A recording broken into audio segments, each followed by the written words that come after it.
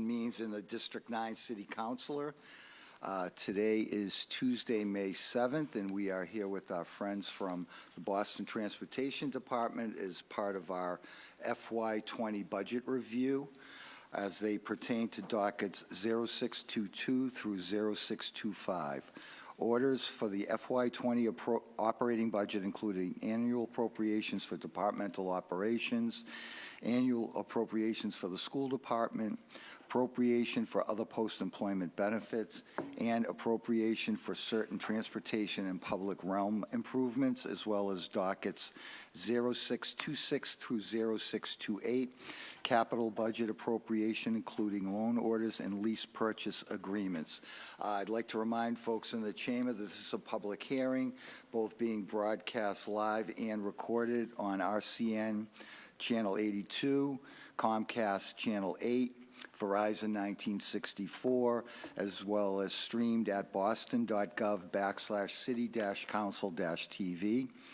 I'd ask folks also to silence any electronic devices. Maybe throughout the hearing today, we will take public testimony. I ask that you sign in to my left by the front door. I ask that you also state your name, affiliation, residence, and check the box yes if you do wish to testify. There are numerous ways to testify. You can come to public hearings like today and testify. You can come to the hearing dedicated to public testimony on Tuesday, June 4th, anytime from 2 to 6 p.m. And we will be here for at least that time frame and stay as long as we need to hear from everyone who wishes to speak on the budget. You can also send your testimony to the Committee on Ways and Means, Boston City Council, 5th floor, Boston City Hall, Boston, Mass. 02201, or you can email the committee at ccc.wm@boston.gov. In order of their arrival, to my immediate left, Councilor Ed Flynn. To my far left, Councilors Tim McCarthy and Josh Zakem. To my immediate right, Councilor Matt O'Malley. And I think that's it. I'll hand it over to Chris Osgood from Chief of Streets. Thanks, Chris. Thank you so much, Chairman Siomo and members of the Council. I am delighted to be here to be able to present Mayor Walsh's FY20 budget for the Boston Transportation Department. I am joined by our Acting Commissioner, Greg Rooney, by Stephanie Seskin, our Active Transportation Director, by Vineet Gupta, our Director of Transportation Planning and Policy, and by Colin Flaherty, who is our Budget Director. The BTD recommended budget for FY20 is $39.3 million, or a 3.6%, $1.3 million increase over the previous fiscal year. And that budget is really focused on supporting the roughly 430 women and men of the Boston Transportation Department in driving forward the mayor's long-term goal for transportation, a plan called Go Boston 2030. That plan, as folks know, is really rooted in the idea that we need to find ways to continue to manage Boston's growth, to lower our emissions from transportation, and to improve access to the great opportunities of this region more equitably for everybody. And we know that in order to be able to do that, there's a couple of key things we need to be able to do. We need to make our streets safer, particularly for folks who want to walk or bike. We need to make our roadway network simply more reliable, particularly for folks who are on buses or who are driving. And we just need to expand greater access to transportation choices across our entire city more equitably. I'm going to briefly touch on some of the work we got accomplished in FY19 and some of the investments and goals we have for FY20, sort of looking at those three key objectives of safety, accessibility, and reliability. On the safety front, our work is really anchored in the singular goal the mayor has laid out, along with many of the advocates and partners and counselors in this room, which is a goal of having 0 roadway fatalities. We have made progress over the last 3 years in lowering the number of fatalities on our streets, but we have a long way to go to get to that goal of 0, which is why in this budget and over the past few years, with great credit to Vineet Gupta as well as Charlotte Fleetwood on his team, we've been making investments and improvements in a variety of corridors across the city of Boston, from Roxbury, Roslindale, Mattapan, South Boston, as Councilor Flynn touched on yesterday. In this budget, there's specific funding dedicated to a number of areas, including Center Street in West Roxbury, which was something which Councilor O'Malley had prioritized, as well as key intersections in our city like Mattapan Square. In addition to that work on key corridors and key intersections across the city, We are also making those sort of basic improvements in our streets, largely through the good work of our operations division within the Boston Transportation Department, led by Brad Garrett and folks on his team like Don Keogh.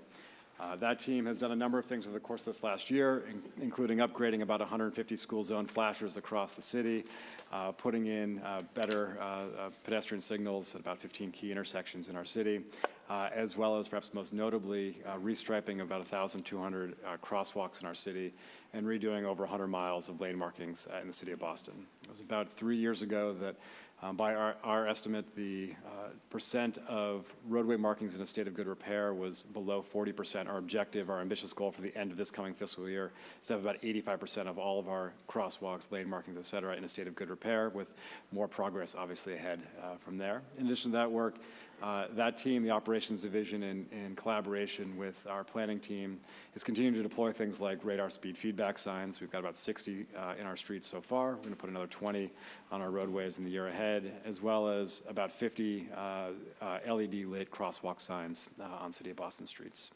In addition to those that core work in many of our corridors, we obviously have a cornerstone program called the Neighborhood Slow Streets Program, led by Stephanie Seskin and her team. I believe we launched the program 3 years ago. Two of the locations, the Talbot-Norfolk Triangle and Stony Brook in Jamaica Plain, are already complete.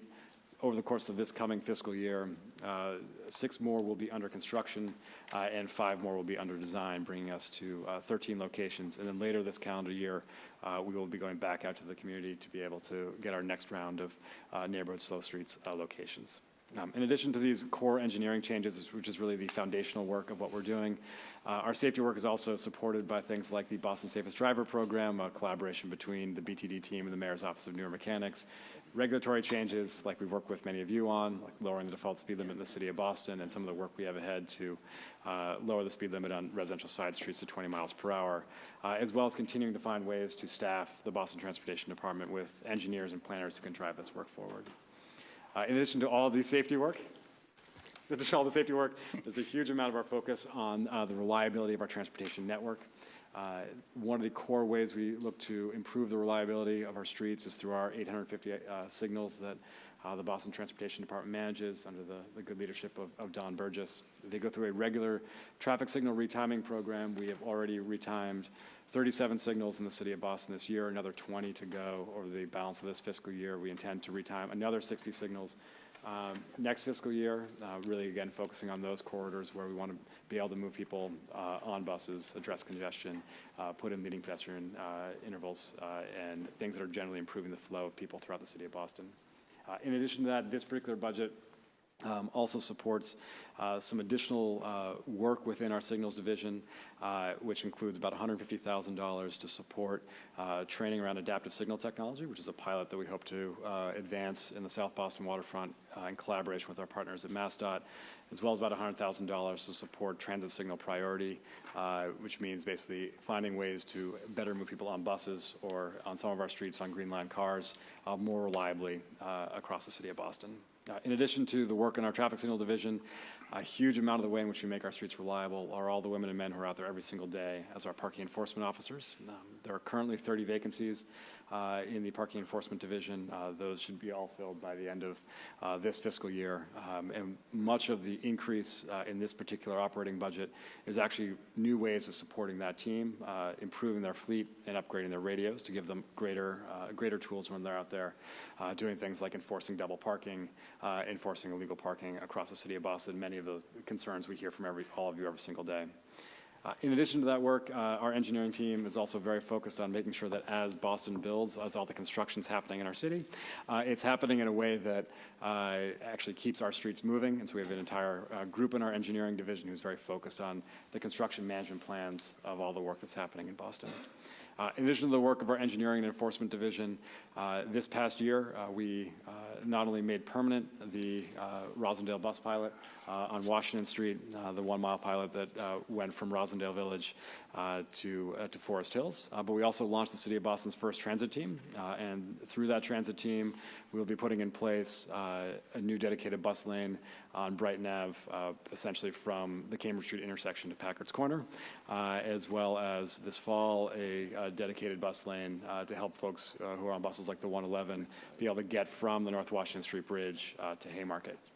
They are also working over the course of this coming fiscal year on essentially a set of community plans on key corridors like the Blue Hill Avenue corridor, like Columbus Ave coming from Eggleston Square down towards Jackson Square, and then in neighborhoods like East Boston, the South Boston waterfront, among others in our city. Again, all with the idea that if we want to be able to grow, if we want to be able to lower emissions, if we need to be able to connect people with more opportunities across our region, which are the fundamental things we're going after, we need to help more people be able to do that by transit, and that's really what that team is focused on.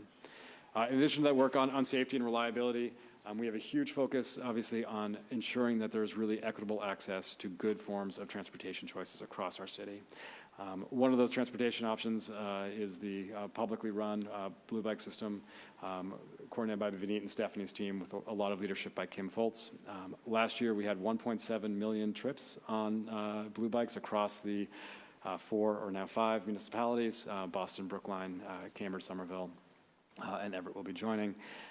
That is the most we've ever had, and that's sort of spread across the 19,000 plus members, as well as those who take daily trips on that system. As many of you know, we've been expanding the Blue Bike network. We installed 50 new stations last year, and with some additional funding in this budget, we're going to bring 50 more stations to Boston streets, being able to help us get further beyond the downtown core into West Roxbury, Dorchester, Roslindale. In addition to that, be able to actually have greater station density in those places where we're seeing the most number of trips, some of our job centers and key corridors, Main Street districts, et cetera. In addition to that work, we know that biking will only be a choice that more people will take if we're putting in better bike infrastructure, which is why in this particular budget, there's about $10.6 million of bike-specific funding, which has been designated. That is going to help us create more high-quality bike infrastructure across the city. At the end of 2017, we had roughly 3.5 miles of separated bike lanes in the city of Boston. By the end of this year, we expect to more than double that, to be around 8 miles of protected bike lanes, with another between 5 and 6 miles of protected bike lanes in construction. These are on some of the sort of the key areas that many folks in this room have long advocated for.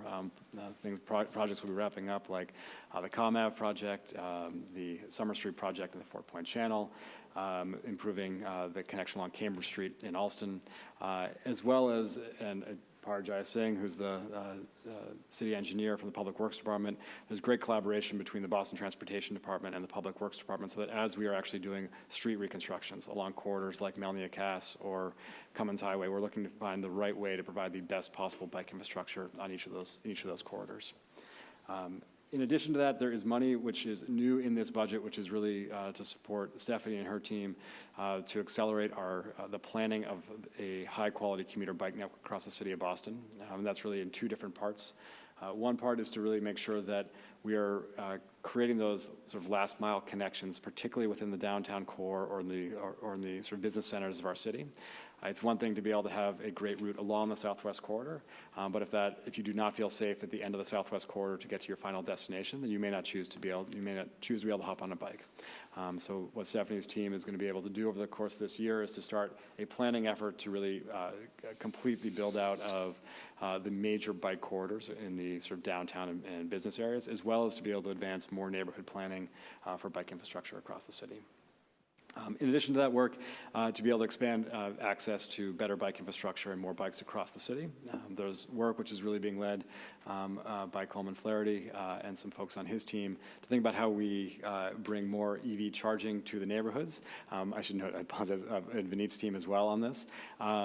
There's money in this budget specifically to add EV charging to our municipal lots. We have about 30 municipal lots across the city of Boston. So over the course of this fiscal year, we intend to bring EV charging spaces spaces to those locations, knowing that if we want to hit our emissions reductions goals that we all hold very highly, we need to help more residents be able to, if they have a car, to shift from an internal combustion engine to an electric vehicle, and we need infrastructure to help people achieve that.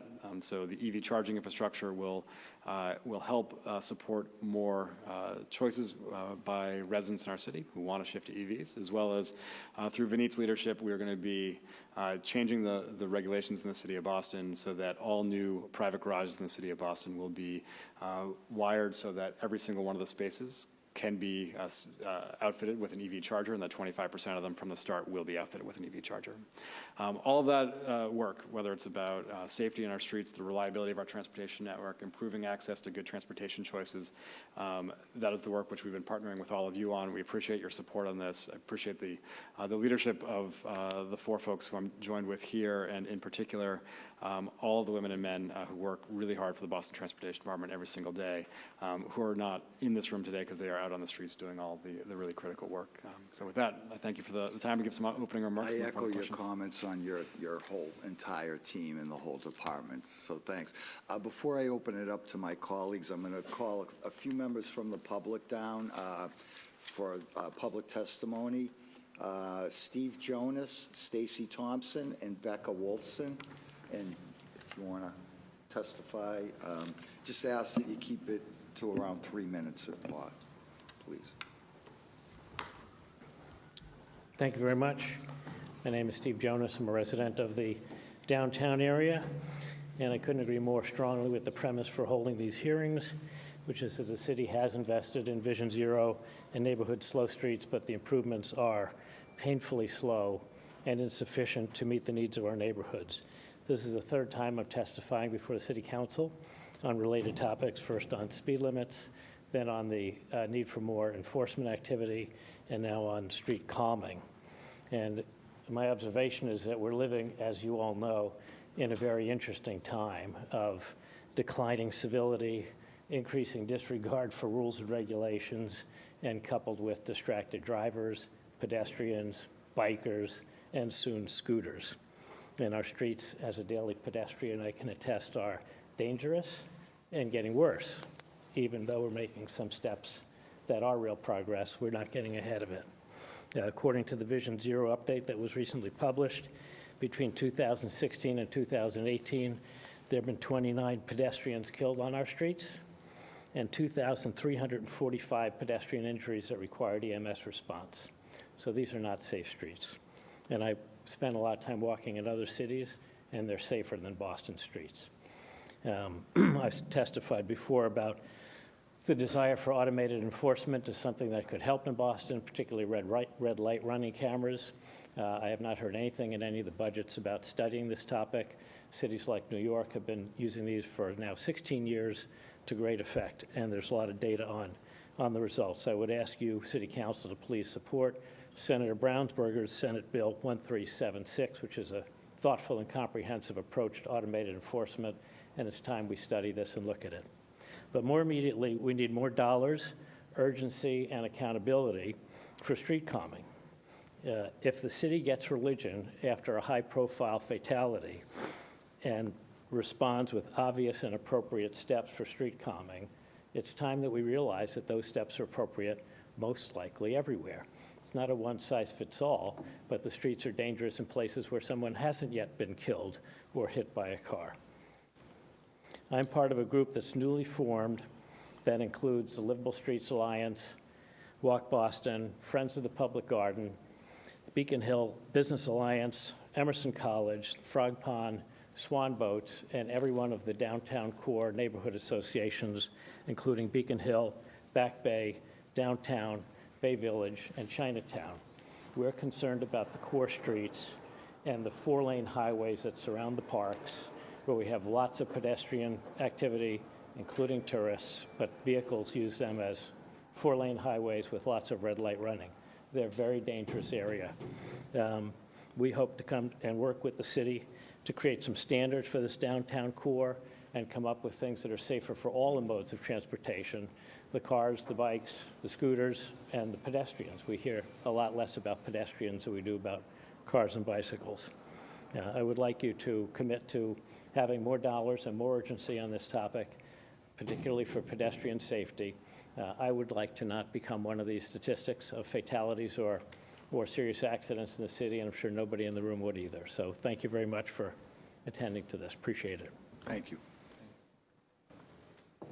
And since the department started its presentation, we've been joined by Councilor Michelle Wu, Councilors Campbell and Anissa Sabi-George. Thanks. Hi. Hi, thank you. I'm Stacey Thompson, the Executive Director of Livable Streets Alliance and a Boston resident, and I'm hoping to keep this to far less than 3 minutes because I know we have lots of questions today. I wanted to thank the City Council for participating in this hearing and everyone for showing up, and I want to say thank you and start the premise of my comments today by saying last year at this time we were having a conversation about adding $5 million and 20 new staff to the BTD budget, and you all approved that, so thank you, because it was important and we as advocates supported that decision. But today my question is, so then what does that mean now? And how are we implementing projects? And why are we still here asking for you to move faster and do more? You know, our job at Livable Streets is to sit across the city, across many different processes, and so we see patterns. For example, I sit on the Northern Avenue Task Force Bridge meeting. We spent $1.6 million on a consultant last year, and we don't even have a single rendering of a bike ped only bridge, the preferred community option, $1.6 million.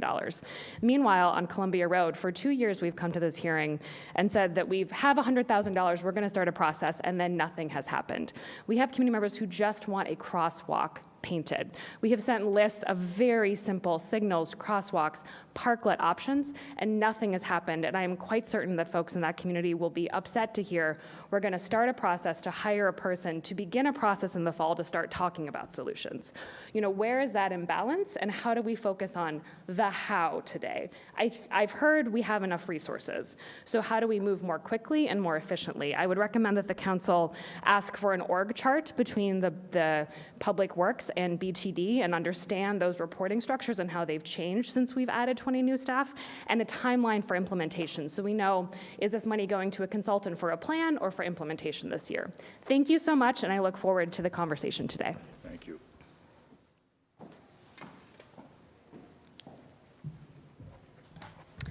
Hi there. My name is Becca Wolfson. I'm the Executive Director of the Boston Cyclists Union. Thank you so much to all the council members for being here today and holding this public hearing and allowing for comment. And thank you to the BTD leadership for being here as well. We have positive things to say about what's in the budget so far, but there's also a lot that's missing. The additional $1 million for bike projects is a good start. The commitment to improving Mass Ave for cyclists and pedestrian safety from Harrison to Columbia Road is a significant commitment, one that the community has been asking for a long time, and we appreciate that. However, we believe that the budget and commitments are not enough, and that's what we really want to drive home today, is that arterials and our busiest roads need to be made safer and more inviting for people using modes other than vehicles. We recently did some research to see how many bike lanes other major and comparable North American cities have been implementing. In New York City, almost 100 miles of separated bike lanes were implemented on city streets in a 10-year period from 2007 to 2017.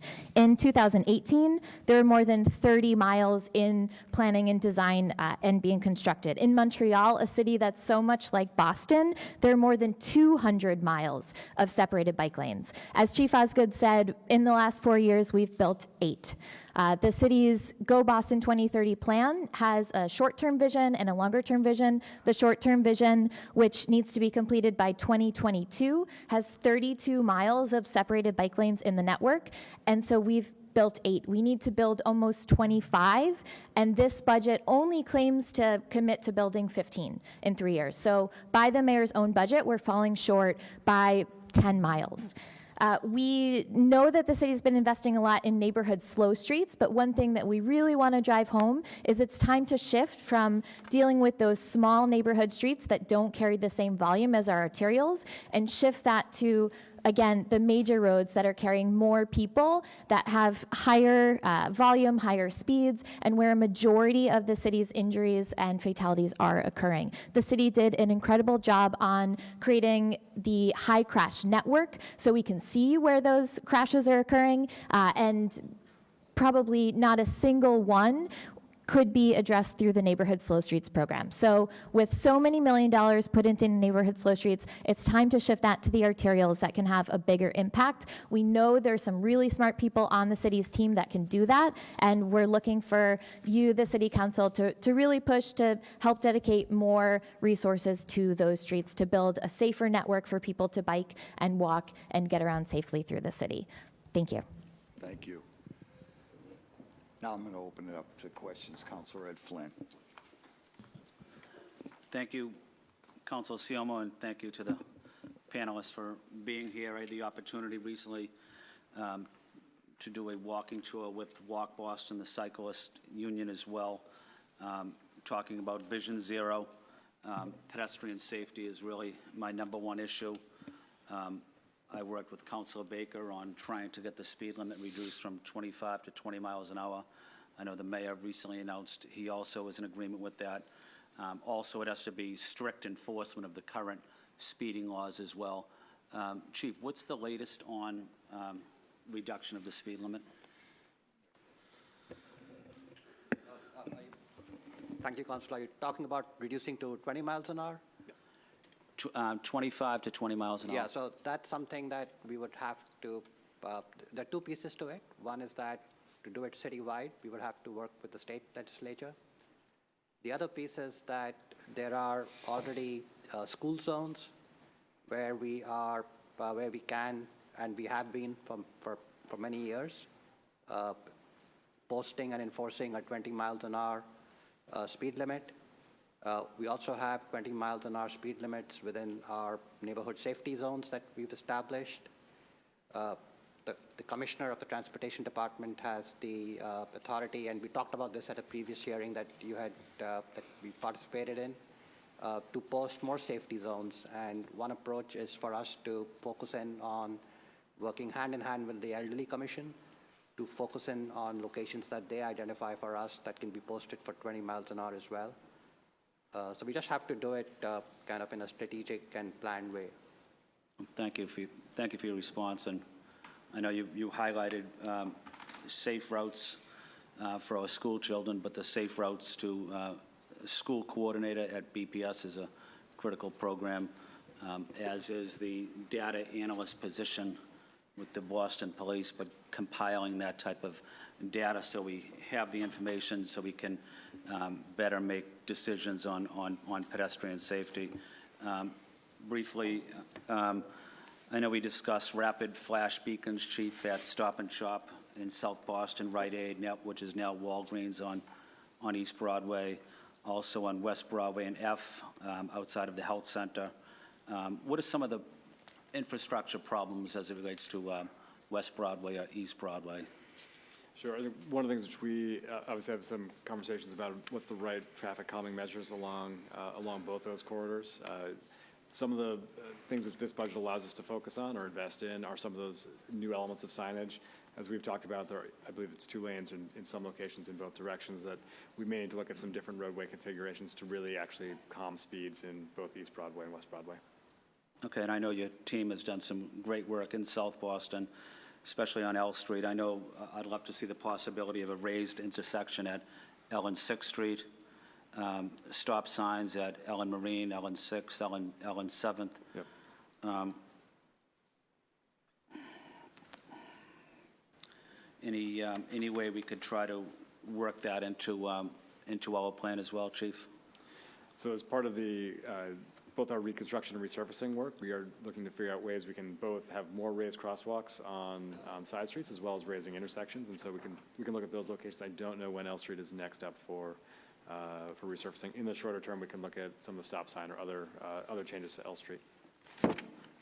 Okay, thank you, Chief. And what is the current plan for improving bike infrastructure? I've heard from the Cyclists Union and in Cyclists, we did a walking tour, as I mentioned, from downtown, the Leather District, into Chinatown.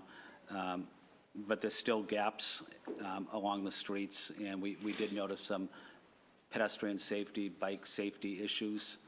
A lot of cars that are just parked deliberately in the bike lanes, and there's no connection from one section of the bike lane to another section of the bike lane. Cambridge Street, Sudbury Street, Longfellow Bridge, Tremont Street along the Common, Beacon Street along the Public Garden. What's the city's plan to make streets safer for cyclists? Sure. So many of the streets which you just referenced, and Stephanie can certainly talk more about this, are exactly the corridors of the streets that we'd be looking at through the additional $1 million in the Strategic Bike Network plan this year. We know that unless each of these segments are connected, there are going to be some cyclists who will not choose to commute to work by bike. And that we need to, as you said, sort of fill those gaps and make sure that we've got a really connected set of high-quality bike facilities. And that means a lot of locations both in your district and in Councilor Zacum's district to make that possible.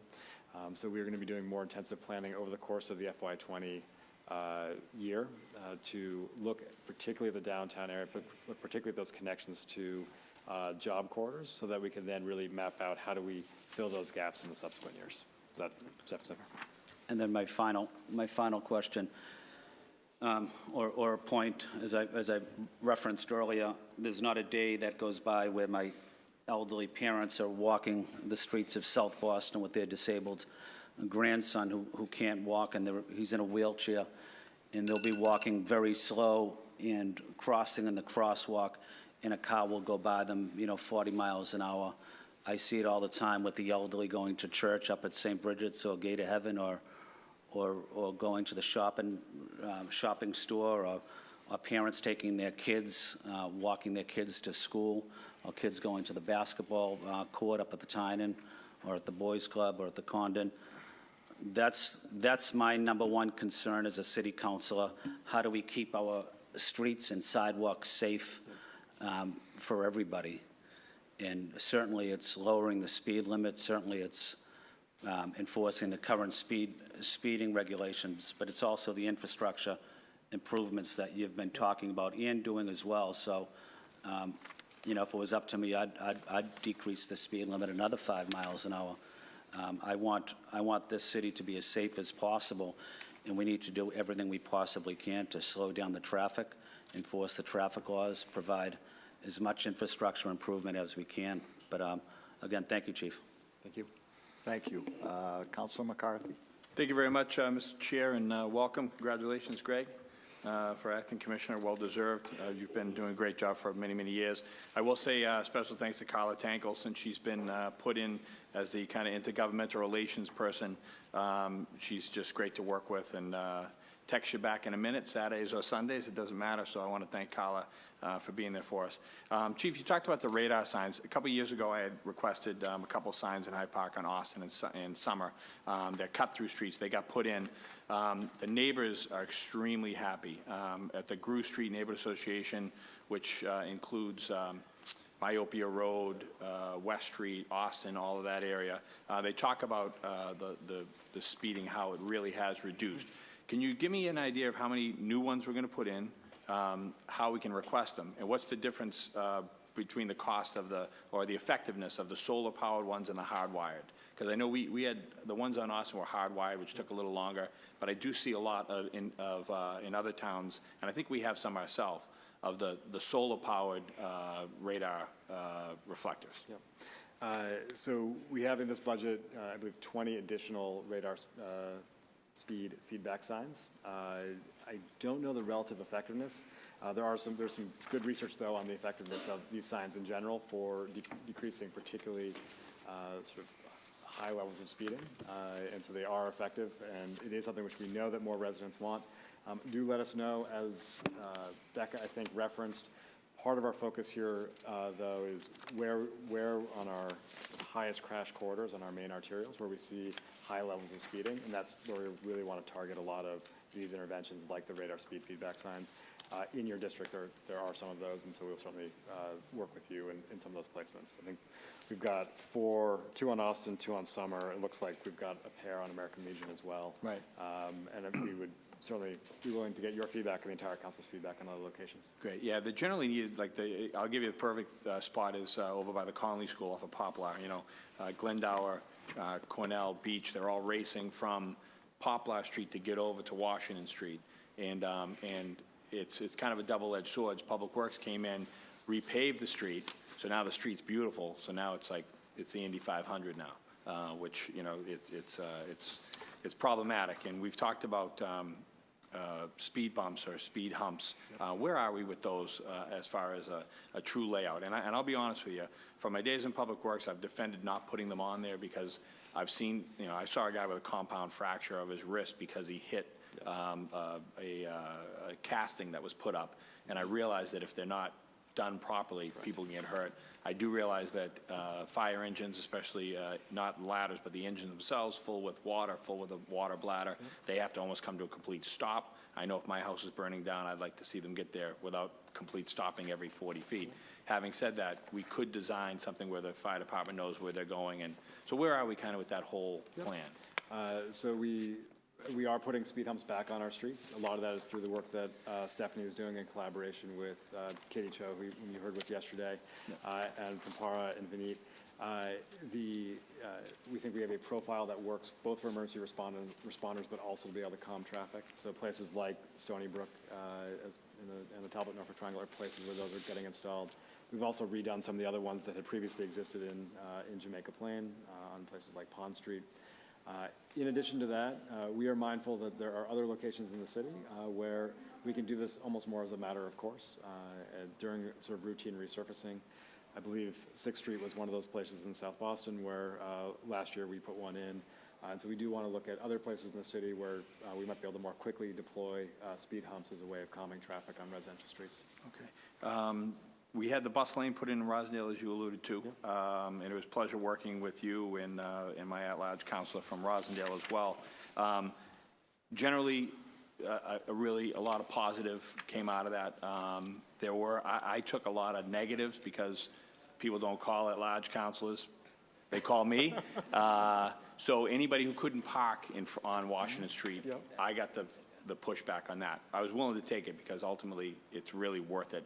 Safer for bikers, safer for, and obviously much quicker for the buses. Having said that, is there any additional, I look at Hyde Park Ave and I won't be here to receive those calls, but that's another opportunity. There's a lot of parking spaces there, but a bus, we talk about the cost of the MBTA commuter rail from there, $675 now, $650, which is ridiculous. But if you could take a bus from Walcott Square to Forest Hills in a bus lane, it'll cause havoc for a little while. But once when everybody gets in, can you talk about how much it costs to put it down? Sure. And then for the first couple of weeks, I know we had people there all the time, which is costly. Yep. But the thought of having a direct route, I look at my commute in when I come in here, it can be anywhere from 50 minutes to an hour and 45 minutes to get in or out, depending on what time I leave the hall. But I'm really only 8.5 miles away. Yep. So if there was a straight shot from Hyde Park Ave to get me from Hyde Park Ave to Forest Hills, then I could jump on, that's how we go into when we bike to work. You go, you go by the Orange Line, and that was my other. I'll bring the other topic up later. But what's the concern with the bus lanes? So just to talk quickly, and then Vineet, Greg Coleman, others jump in on impact costs, and then sort of next steps. Yeah. On the impact side, on Roslindale, we basically saw during the AM commute that it's sort of peak time. It reduced trips by anywhere from 20 to 25%.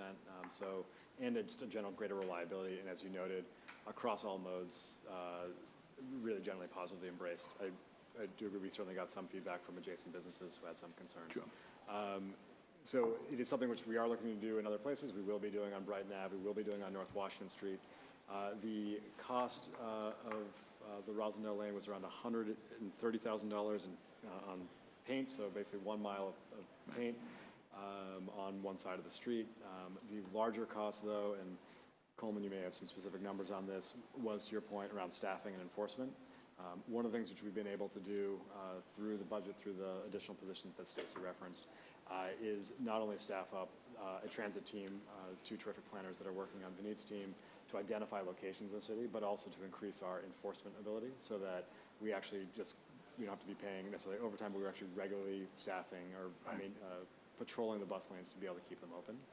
In terms of the next locations, one of the things which we are doing in collaboration with the MBTA is basically identifying what those key bus corridors are. The ones that we've focused in on are those that have been essentially mutually identified by the MBTA, the city, and a group called CTPS, who did a terrific analysis of where you've got a high number of bus riders who are basically stuck in traffic.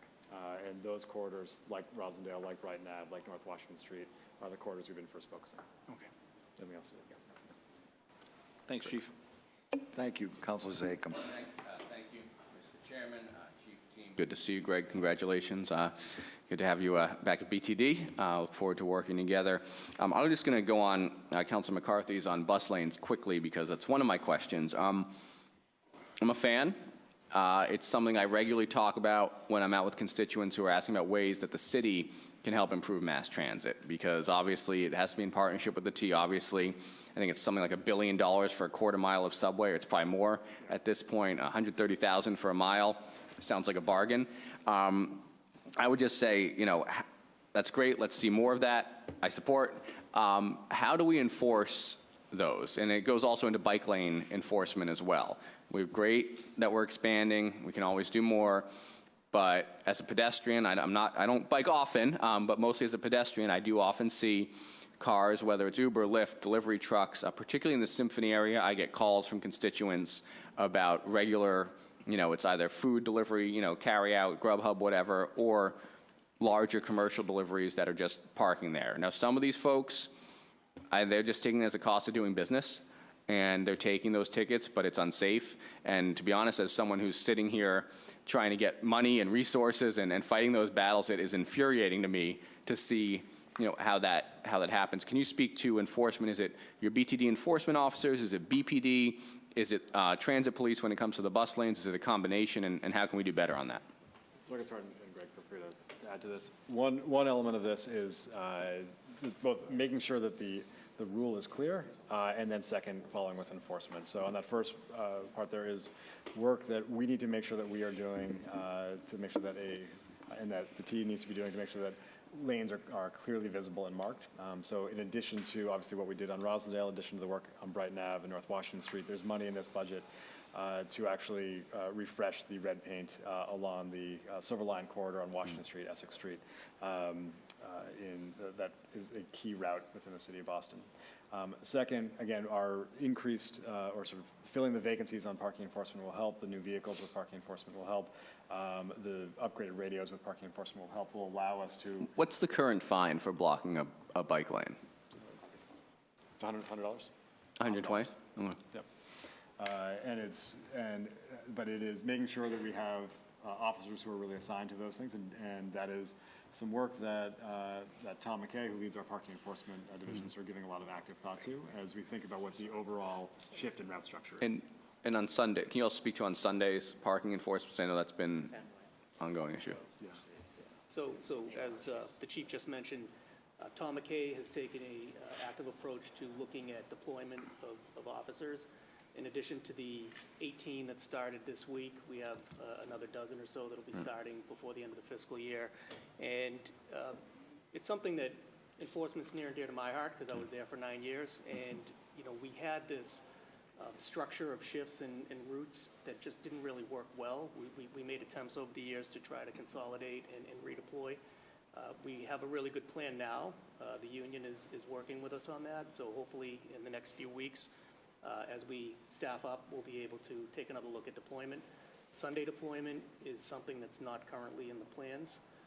Obviously, I know we've considered it over the years. We tried to pilot some weekend overtime, so it's something that could be considered again. Right now, though, it's certainly not something that's necessarily happening. So I appreciate that, but as far as Sunday goes, I mean, your enforcement officers, I think I would be surprised if they don't pay for themselves over the year, so to speak. And particularly in some of our busier commercial and entertainment districts, some of which happen to be in my city council district, but not all of them, Sunday is probably the most important day for enforcement. I don't mean just of resident parking, but the bike lanes, pedestrian pathways. So I would like to consider working on a pilot. Again, I will defer to our budget experts on this, but it seems to me at worst, it would be revenue neutral, particularly as we're talking about increased fines. And on the fine aspect, I'll put this out there. I know I'm running out of time, and the chairman, I do have one more question I want to get in. But, you know, the $120, that's significant. I mean, it's more than I thought it was. But for businesses, for regular delivery trucks, you know, I know FedEx and UPS, that's a cost of doing business for them. And that's whatever, that's fine, but it's dangerous. And do we have other avenues of, I mean, towing doesn't make sense because they're not there long enough. Can we look at, and maybe it's a home rule situation where we attach fines to a business that is regularly doing this? And I think we need to think more constructively about this. So really briefly, commercial loading is something which the three of us think is very important to take on. We actually had a conversation yesterday about it. One of the very short-term things that we have been doing, and we will actually see more of, is that if you price meters correctly, you actually get better turnover at meter spots, which means we've seen a actual reduction in the back bay of illegal parking in commercial loading zones, which means that we can get more commercial loading zone trucks to the curb. So Yeah, just please. one quick follow-up, Mr. Chairman. Sorry. So going on similar to the Uber, Lyft, or the ride-sharing pilot in the Fenway, I would like to see, and it sounds like you're looking at this, maybe not a commercial loading zone, but sort of reallocating our curb space for cars to pull over, and partnering with the TNCs are working with us to use their geofencing features to have people do it, not just at Fenway Park or at the Garden or wherever, but in a lot of areas, both for congestion, for bike lanes, everything else. Do we have plans for expanding that? Yeah, so right now we're going through the evaluation of what's happening on Boylston Street. In addition to that evaluation, obviously that's something which we know that we need to do. We need to find a way to be able to scale that up and make sure that what we're scaling up actually is enforceable and effective. There is, in this budget, I believe $225,000 for essentially a curb study that can help us go further in really understanding the impact of better priced meters and how best to sort of manage things like pick up and drop off, whether it's for commercial purposes or things like TNCs or taxis. Thank you. Thank you for your indulgence, Mr. Chairman. Thank you. Councilor O'Malley, and we've been joined by Councilor Frank Baker. Thank you, Mr. Chairman. Good morning, Chief. Congratulations, Commissioner. Thank you all for this great team and the important work you do. I similarly want to acknowledge the great work of Carla Tankel and Jacob Wessel, who've been great resources to my team and me. For the first round, I want to talk about some big picture issues. I'll get into more district specific in the second round. I apologize if I am curt, but there's a lot of information to get through, so if I cut you off, please don't take offense. Beginning with the three individuals who spoke during initial public comment, they all brought up great points that I agree with, so I want to start with some of those. Stacy Thompson talked about the need for an org chart, Chief, and sort of particularly between BTD and DPW. Is that something you can furnish us with? Mm-hmm. Great. She similarly had brought up the need for a timeline. I think we have a lot of good projects, but maybe it'd be better if there's sort of more transparency on realistic timelines. We know these things can take time. Is that something we can get as well? Yes, we should talk about what that looks like, but absolutely. Perfect, thank you. Steve Jonas talked about red light cameras. I agree absolutely, completely. I'd even go one step further. I think we should have speed cameras as well. I know that there's some litigation and some we're hamstrung somewhat at the state level, but I guess can you talk very briefly on efforts at the state level to address that, and why not pilot it?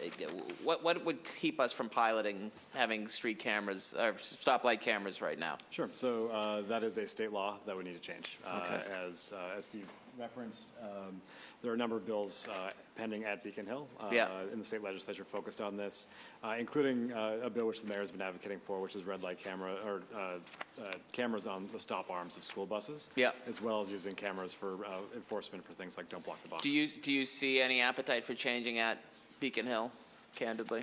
This has come up a number of times Yeah. at Beacon Hill, and there has not been, as I understand it, a tremendous amount of progress. I do think we have seen more movement on safety-related bills, though, and so I think there's some opportunity for that to happen. Well, perhaps that's why this body can again sort of help push that, and I think we're in agreement there. And then finally, Becca talked about sort of our falling short of our own goal in terms of the miles of protected bike lanes. I think it's about a 10-mile delta. Are we setting ourselves up? I guess it's sort of a twofold question, or urging us to sort of increase that and hit that goal. And secondly, are we being too aggressive with our goals, and should we be more realistic going forward? I would prefer the latter, or the former, that we actually get to that 25 miles of protected bike lanes. So this is very related to actually your earlier questions and some of the earlier points. We are spending a lot of time right now, not just bringing in staff, which is an incredibly important piece of this, and a lot of credit to the team around me for doing that, but also thinking about just what our processes are inside of both BTD and Public Works, and a lot of credit to Dan Lesser and Trish Casey for their work on that. That is why I think you see greater acceleration in a lot of the work that we're doing. We were not, a couple of years ago, supporting things like dedicated bus lanes. We put in one last year, there's 2 more that's coming. We hadn't been putting in speed humps, we were putting in speed humps now. I don't even recall how many miles of protected bike lanes we had, maybe Western Ave, 4 years ago. Anyway, that has accelerated. Our rate of implementation itself is accelerating, So even though we're coming up short on our goals, you're saying the department's nimble, the department's ready to sort of go beyond the limit, and you feel confident we can hit that? I'm confident the right thing to do is to keep pushing ourselves Good. to deliver on the things which our residents very much want. Great. My biggest priority this budget season is pedestrian and cyclist safety, particularly after the fatality in West Roxbury earlier this year. Can you talk briefly about the West Roxbury Center Street sort of redesign, the study that's happening now, and the next steps? Sure. So I believe it's $400,000, which is in the capital budget for Center Street, for the redesign of Center Street. I believe we're still on track to be able to come back out to the community in June with some design options to be able to talk through. That's great. And then similarly, I know Jamaica Plain has been looking at sort of a study as well. Some of this is DPW, again, why that we touched upon it yesterday, but Vineet, can you talk briefly about that? On Center and South Streets, Yes. we've shared a draft plan with some of the leadership in with the JP Neighborhood Council, and so they've been looking at that. I'm actually going tonight for another meeting hosted by the JPNC, one of the subcommittees, to talk about that. And so, but right now the funding for that is this is the section from Forest Hill Station to Hyde Square. So the funding for that is essentially just for the design piece. Yeah. But the section from Hyde Square to Jackson Square in JP, there's funding in there to do construction this fiscal year with raised crosswalks on the cross streets, some neckouts, maintaining the bike lane. So that should be in construction later this fiscal year. That's great. And again, I think I appreciate this, and this is why I'm pushing this, is that we know people have cars. We know that traffic is an issue. More people would use the T if it were more reliable. That's something we all stayed united on. More people would use bicycles if it were safer. So having more protected bike lanes, having different ways we look at the infrastructure of laying out our streets, that really is absolutely crucial in 2019 as we think about the growth in this city. Not only is it good to move people around, not only does it lower our greenhouse gas emissions, not only does it make for a thriving, wonderful city, but the health benefits, the safety benefits, I could go on and on. I think I may have a couple seconds left. Went off. Well, last question for this round. Can we expect at least one blue bike station in every neighborhood in the city of Boston by the end of 2019, 2020? Where are we going to be short? Hyde Park. Okay. Well, hope springs eternal. That next year we'll be back and Councilor McCarthy will be testifying and we'll be going for It's a long way, Brad. Absolutely. Thank you all for this round. Thank you all for your good work. Councilor Wu. Thank you very much, Mr. Chairman. Thank you, everyone. I want to echo the thanks for all that you do, and it's really ramped up even more as there's been activities outside the building. Every time I'm knocking on doors, Carla gets another 3 to 10 different requests from constituents. So I want to start there, which is that literally every street, every neighborhood, people are concerned by how fast the cars are going down anywhere across the city. And so what should we be telling folks to do, and how can I support that? So I think there's a few different pieces. One, obviously, as I think we all agree on, the engineering changes are incredibly important. But the engineering changes to do across 850 miles of streets is going to take more time than I think any of us want. We are, as we talked about earlier, getting faster at making those changes. being able to hear from residents where some of those specific concerns are, being able to go to things like the safety concerns map that BTD has posted, helps inform where we make some of those investments. So those pieces are important. The messages that you guys are giving to Carla, to Greg, to Vineet, to Stephanie, those make a difference for us as well. They help us understand where we can best focus in on making changes. The engineering changes are simply one part of it, though. I do think that education also matters a lot. So to encourage residents to be able to connect with their neighbors about safe driving practices. It's the reason why we just relaunched Boston Safest Driver again. We know things like distracted driving, harsh braking, fast acceleration, speeding, quick cornering, that these sort of things are unsafe driving practices, and that we want to be able to curb those practices. And so encouraging folks to make sure that they're playing their part in making our streets safer also matter. So the advocacy around engineering and then that sort of really community-focused education make a big difference. It feels that, I mean, some of these residents I've been talking to, that they've just given up at this point in terms of it's mostly around Google Maps and Waze and everything, you know, directing people down cut-through, residential streets as cut-through. Is there any way to kind of work with some of on the technology side to carve out certain areas, or? So we have not had success with that with Waze at this point, to be able to essentially adjust their algorithm, so to speak, to guide people towards main arterials. I do think that at the end of the day, the thing which I know that you're a believer in, that Councilor Melli talked about, which is a big focus of our work, that ultimately it is making transit more reliable. It is making walking and biking more So what is the likelihood of a street, you know, signing a petition, et cetera, getting a set of speed bumps or stop signs, or kind of what's the time frame they should expect? And this is, I mean, I'm just thinking of one from this weekend where horrific cars flipped over, knocked all down the street from crashes just, you know, a little over a year ago. And even as I was there, probably almost got run over probably 10 times in the course of an hour or so. So this is the piece which, and we've had some conversations with folks who are on the council about this, including yourself. We want to find the right way that, as a matter of course, as we do routine resurfacing, as we rebuild sidewalks, that we are actually taking the time to do things like add speed humps or to bump out sidewalks at intersections to make our streets calmer, to make the streets safer for pedestrians. So to know what those locations are, and as you guys have commented on, to find the right way of connecting that with the routine resurfacing and reconstruction that our Public Works Department is already doing, is a big focus for us. We are so not, just to keep going, keep going as we're going, and kind of keep bringing them to your attention as we go. Which allows us that when we're on that street to be able to not just replace what was there, but to make it better. And it will, in the future, we want to find the right way of taking those needs as well as the engineering condition and really prioritizing our investment accordingly. Okay. And then similarly, I think a similar topic of reactive versus proactive. One thing that I have heard from everyone about resident parking is I'm just the level of, you know, my team now reporting in different streets that people are bringing to my attention because they want to see enforcement. We've tried to do that now on a more reactive basis, but will, you know, as these 30 positions are filled, will it ever get closer to streets kind of automatically being enforced? So Greg can speak more about this than I can, but that is essentially the work that Tom McKay and that team is focusing on right now, is how to adjust what our shift structures are and our routes are to be able to do exactly that. Yes, that's exactly the whole point of the exercise is looking at where our people are, where they're deployed, where they should be based on regulations, time of day. So Tom took a very holistic approach to how he wanted to go ahead and restructure that.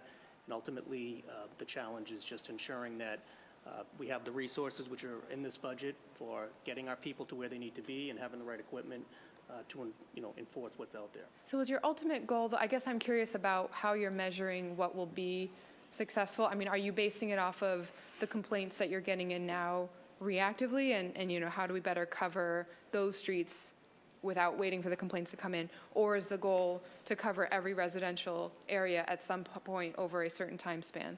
Well, certainly it's a combination. Obviously, we use the data that we have to make well-informed decisions, and it's also ensuring that, you know, the people are where the regulations are when they need to be enforced. Okay, I have so many more rounds, so I'm just going to pass it on at this point. Thank you, Mr. Chair. Thank you. Councilor Campbell. Thank you, Councilor Siamo. Thank you, team, and congratulations, Commissioner. Well-deserved. So look forward to working with you as well. I don't even know where to begin. I will tell you, I keep, when I feel any sense of frustration, this is not directed at you guys, it's the system. I just tell myself to breathe, breathe deeply, breathe, breathe, breathe. Because as the district council, and I think other district councilors have said this, we get the calls all the time. I mean, speeding cars, crashes, and this need to be not just sort of proactive, but not reactive, but to be proactive. And on my street alone, I mean, my husband and I were standing out there one day just clocking the cars coming down Groveland Street. It's ridiculous. And we're not going to do anything until someone probably dies. I have a 20-month-old. We're like, look both ways. We're trying to train him now, and it's really frustrating. We even looked into what would it mean for us to just frankly pay an engineer and some company to put a speed hump on our own street, which is, we did look into that. So, I mean, I think at some point, we have the Slow Streets program, which is doing great work. Stephanie is killing it, frankly, but she has a limited budget. She has all of these applications she wants to probably fulfill. She can only do 5 in the last cycle. I was blessed that they were like all in my district. But while I say that happily, because we did tremendous outreach and advocacy, I know that other districts are suffering. And so the question is, with all of the applications that we received above the 5 that were selected in just this last round, why not start there? You know, there are applications there, there's data there, there's information there. We could be really targeted with the information we have in those packets. My neighborhood was one of the packets. The folks behind you came out, they did a walkthrough, we got residents to volunteer and put together an application. They weren't selected, so now they're like, okay, well, what are we gonna do? I mean, we're telling folks, trust your government, government is here for you, and then we're putting them through this process. They're putting together these great applications. I mean, folks were door knocking. A lot of folks, you know, they work 2 or 3 jobs, but they care so deeply about their community. And then nothing happens. And so, and even those folks that are selected for Slow Streets have to wait 2 or 3 years before something happens. So I guess my question is, and this has been a question for some time through other previous budget cycles, is how do we take those applications, do something targeted with respect to those neighborhoods that we know should have been selected but were just at the cutoff? Why can't we start there with some immediate responses to those communities that have been suffering for a really long time? Sure.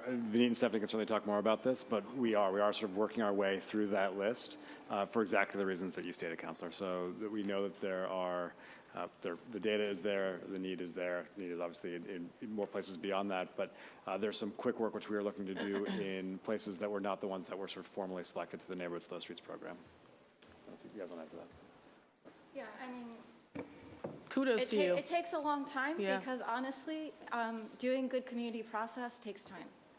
And what we hear from all of the neighbors is they want more process, they want more time, they want us to do more engagement. And that level of work takes time and effort on our part.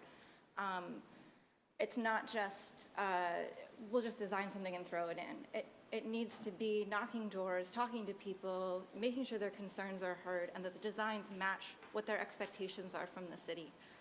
So we're working really hard to make it a 2-year program, but we have 12 zones, and we have 12 public meetings before the end of June just for that. It's a lot of work, and it's a meaningful work, and it's good work, but that's why it takes time. So, and I absolutely agree with you, and I think that's where counselors are happy to support that engagement work. Many of us door knocked or went out to door knock and support those efforts just to get the applications in.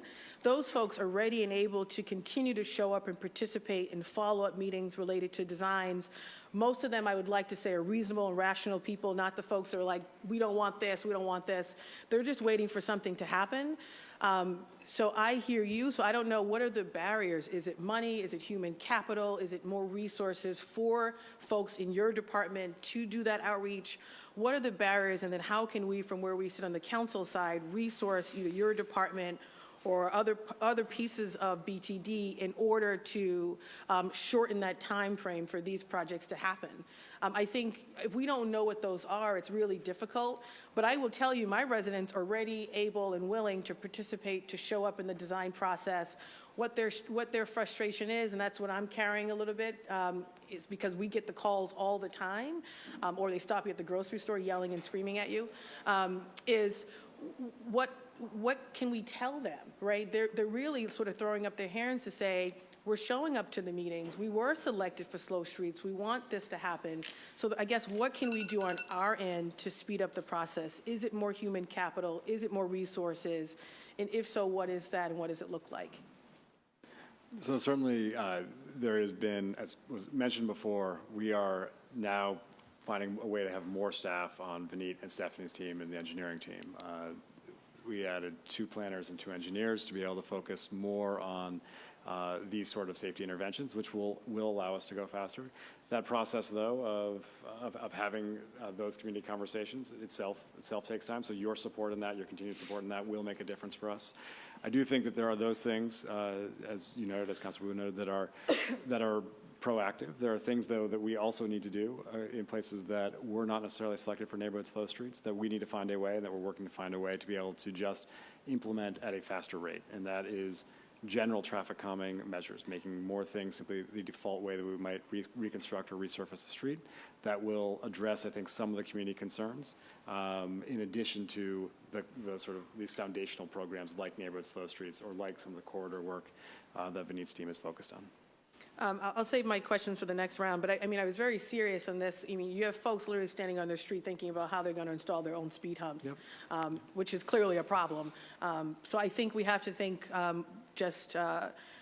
we just have to be frank and honest as to exactly what we need, what departments need in order for them to do their jobs to shorten the time frame. This is not directed at you guys. You're doing the work, but if you need more planners, if you need more money, then let's put it into our budget and get moving, because no one likes to receive these complaints over and over again over the course of years and not have an adequate response. It's really unsettling, and the top of our list, even higher sometimes than some of our housing constituent cases on a month-to-month basis, are traffic and speeding concerns. And it's really unsettling not to have what would be an adequate response to our constituents.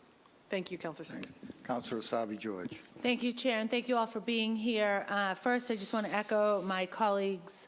A number of them have expressed support for the funding of a crash data analyst, and I'm not sure whether that would sit in your department or in BPD's. We advocate for it here because we know it's integral to the work that you do in your office. We'll advocate for it again in our Boston Police Department hearing. Also, for the Safe Routes Coordinator, I just want to echo the support for that work. I participated last week in 2 of the Walk to School days, and although that's sort of a special one-time or one-off event, that work needs to continue, and I just want to have that noted. If we could talk a little bit about 2 of the external funds. The Boston Bike Share has an increase of $120,000 in the budget. Could we just talk a little bit about that increase and how we're going to apply that fund? Sure. You may know the specific line items. One of the places for the investment is around expanding the bike share network by 50 stations. That 120 in specific, though? Yeah, so there are 2 lines in the budget for bike share. One is the internal line that's funding the additional expansion into southern Dorchester and Mattapan, West Roxbury, and eastern Roslindale. The external funds line is essentially where we bank money that comes from like development mitigation, revenues from the ad panels when that starts coming in, and other sources. This year we are planning to spend, this was planned last year to spend, we did 50 stations last year, and this was planned to add into that expansion planning that we began in 2017. So it's all of the stations that people requested last year. Great. Great, thank you for that. And then there's also an increase in the parking meter fund or the parking facilities fund. Talk a little bit about that $68,000 increase and where we're looking to apply that dollar amount. Coleman, do you know that? The parking meter revenue fund is administered by the Office of Budget Management, and We will be contributing about $24.5 million in the current year, 19, and in next year's budget, the meter receipts should be closer to $30 million for BTD. The appropriations out of that fund, like I said, are handled by budget management, but some of it comes back to Public Works and Transportation and Parks for bridges, connections, pedestrian work, et cetera.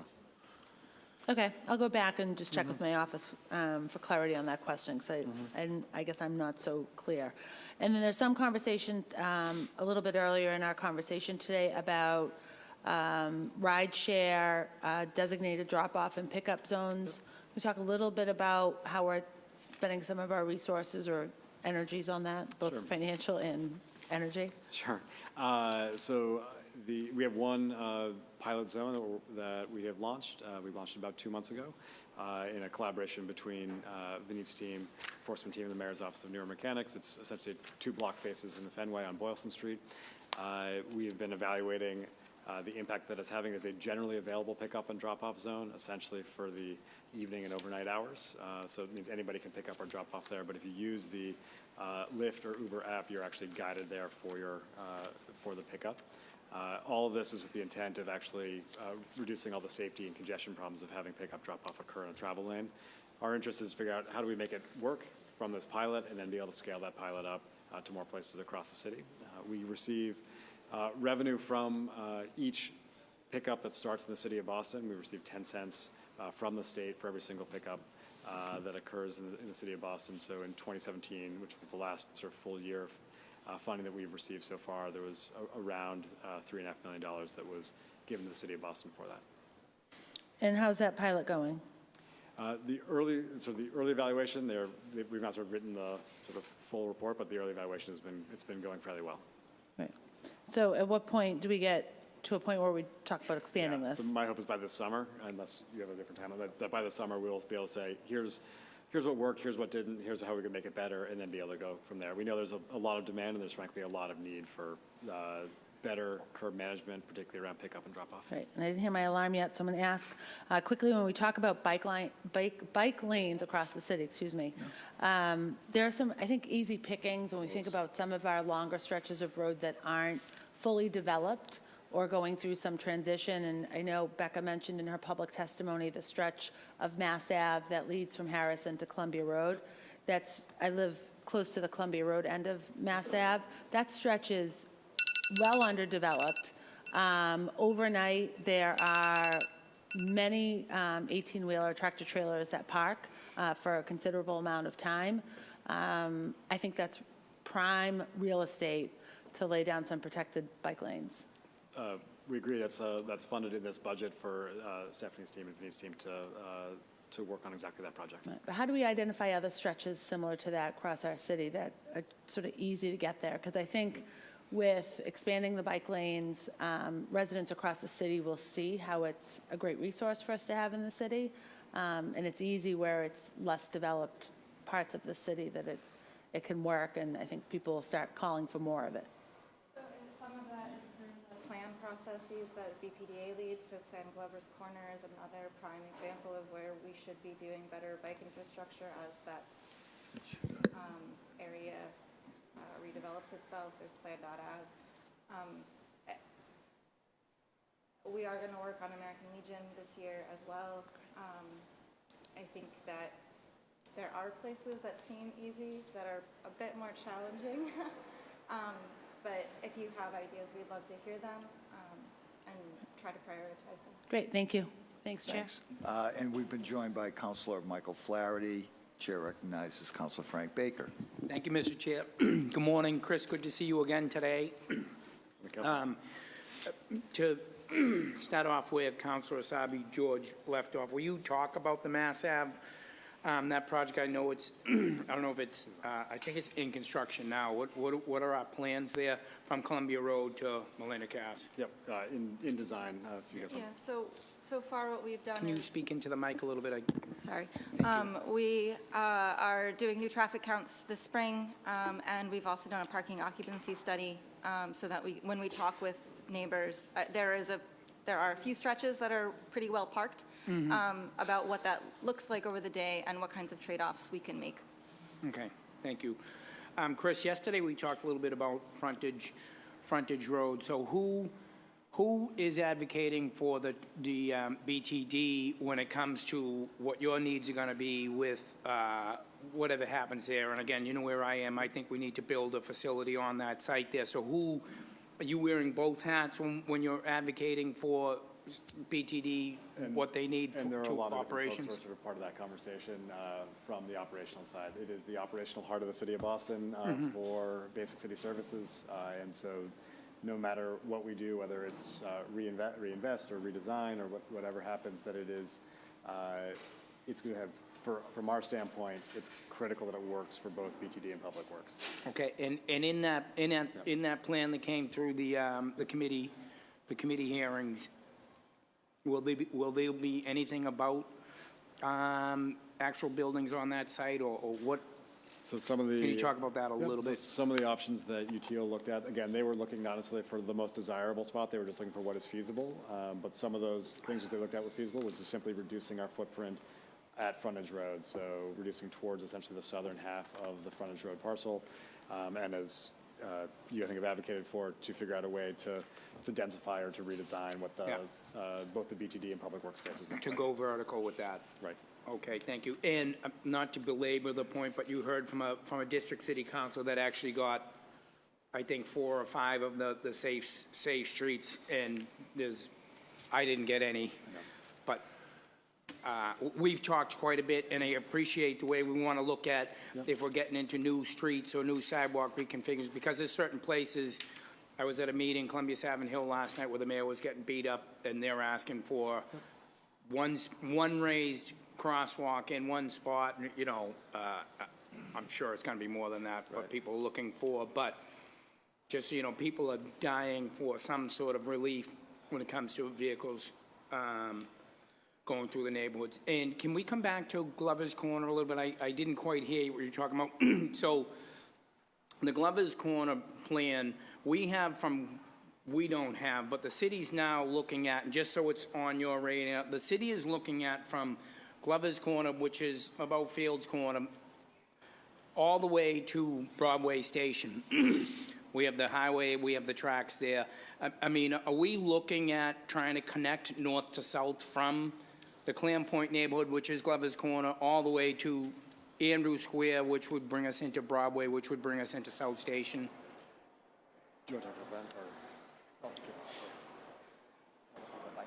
Yeah, I mean, And the answer can be no, but just, I want people to understand that we have opportunities along that entire stretch, which would basically not replace Dorchester Ave, but you know, my opinion and my thought and what I advocate for when I'm talking about Glover's Corner is that connection to get along the highway or along the train tracks. We have plenty of space there, so just so it's on. Right, so I know DCR is working on designs for an off-street path on the MassDOT right-of-way between Tinian Beach the gas tanks, and Victory Road. I'm not sure what their status is moving beyond that.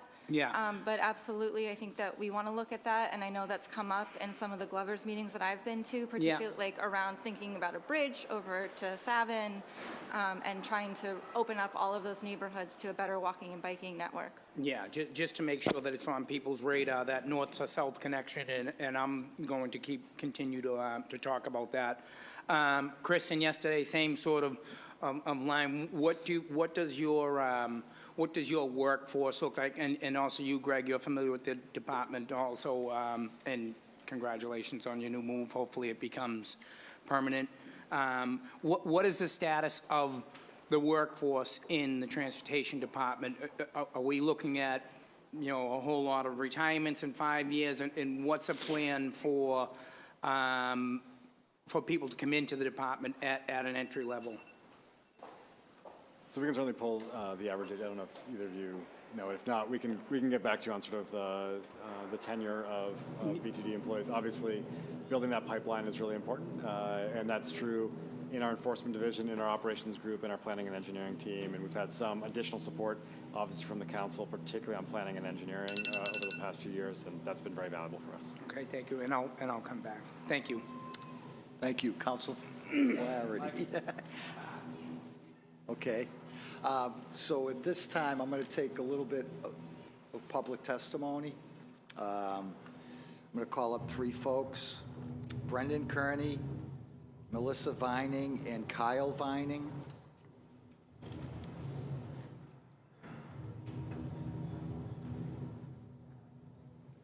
Drum roll, please, before the next section, I guess. My name is Brendan Kearney. I'm the Communications Director for Walk Boston. Walk Boston appreciates the increased funding and staff and attention to Vision Zero neighborhood slow streets over the last 2 budget cycles. But pedestrian fatal injuries and crashes, while they have gone down, they have not gone down fast enough.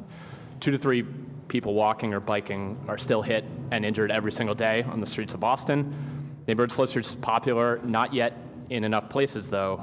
This is ramping up thanks to new staff and funding. I've been to a lot of the neighborhood slow streets meetings recently. It's great to not just have Stephanie leading it. She now has, John Monticelli, Hannah Fong assisting her. It's really making a difference. Thank you very much for the increase on that. I'm glad the radar speed feedback signs have been mentioned multiple times. I'm hoping that a data collection process can be implemented. In addition to displaying speeds, they do record the speed and the time of day that it happened. This data could help understand the need for further changes to these streets and also targeted traffic enforcement. So that could kind of set the stage for automated enforcement down the road once it's approved at the state level. We can do these things now, though, in the city. I'd also echo Stacy's ask for an org chart to try and understand how policies like last summer's traffic engineering signal policy update got implemented, since it flies in the face of the city's excellent Complete Streets and Go Boston 2030 plans. We're not America's walking city if our signal policies don't make it easy to walk. And one last thing, BTD and EMS have produced high crash corridor maps to kind of look at the arterials. Those show the injury crashes on the top 7% of streets. That comes out to about 60 miles. What's next, though? What are we going to do to improve these arterials and these corridors where most of our crashes are happening? We know where the problems are. We need to now make changes to the streets. Thanks. Thank you.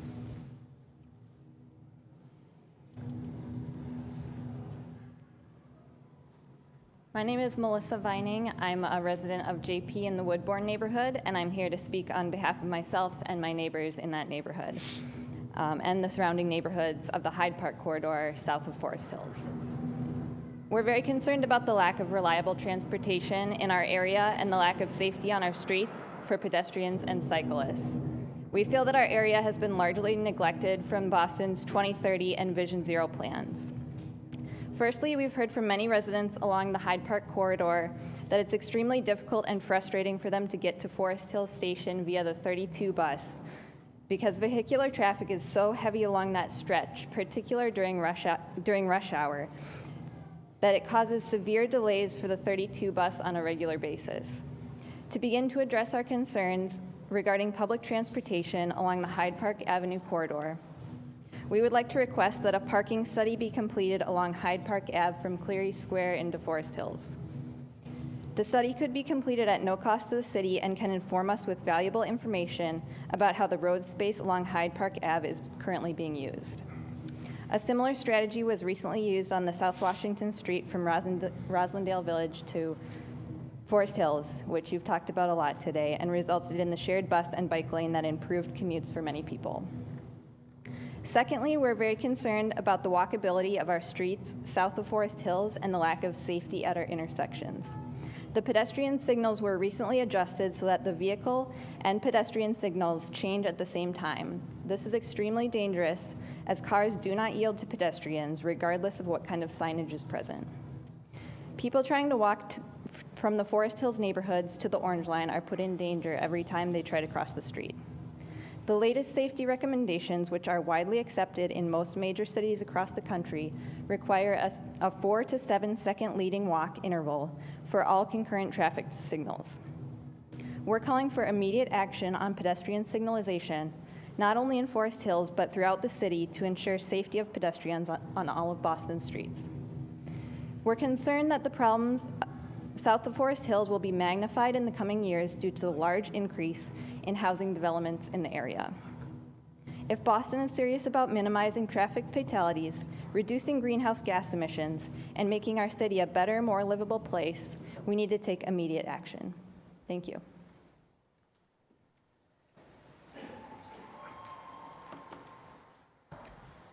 My name is Kyle Vining. I'm also a resident of the Woodbourne neighborhood.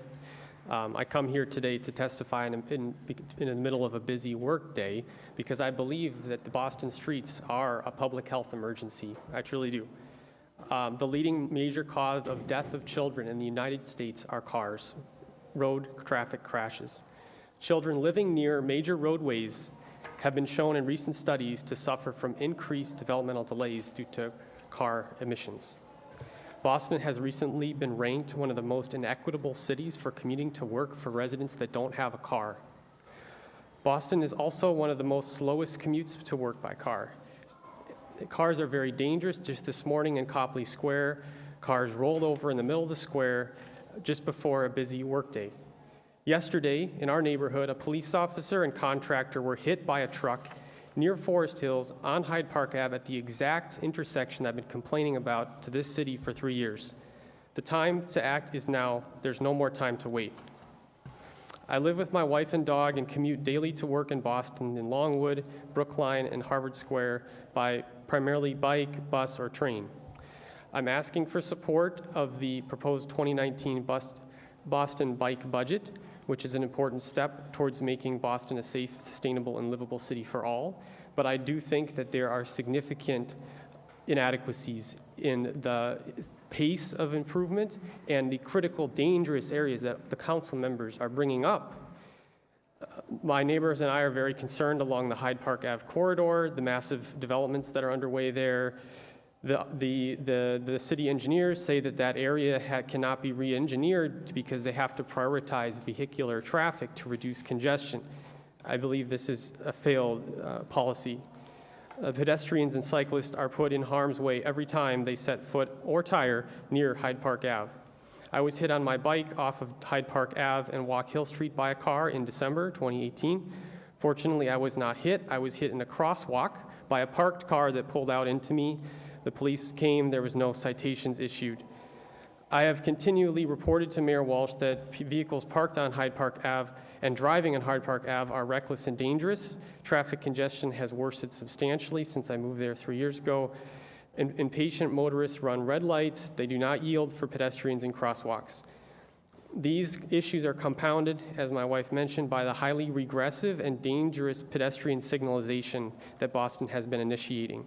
Because of concurrent pedestrian and vehicle lights without a 4-second safety delay. This must be implemented to make Boston safe for pedestrians.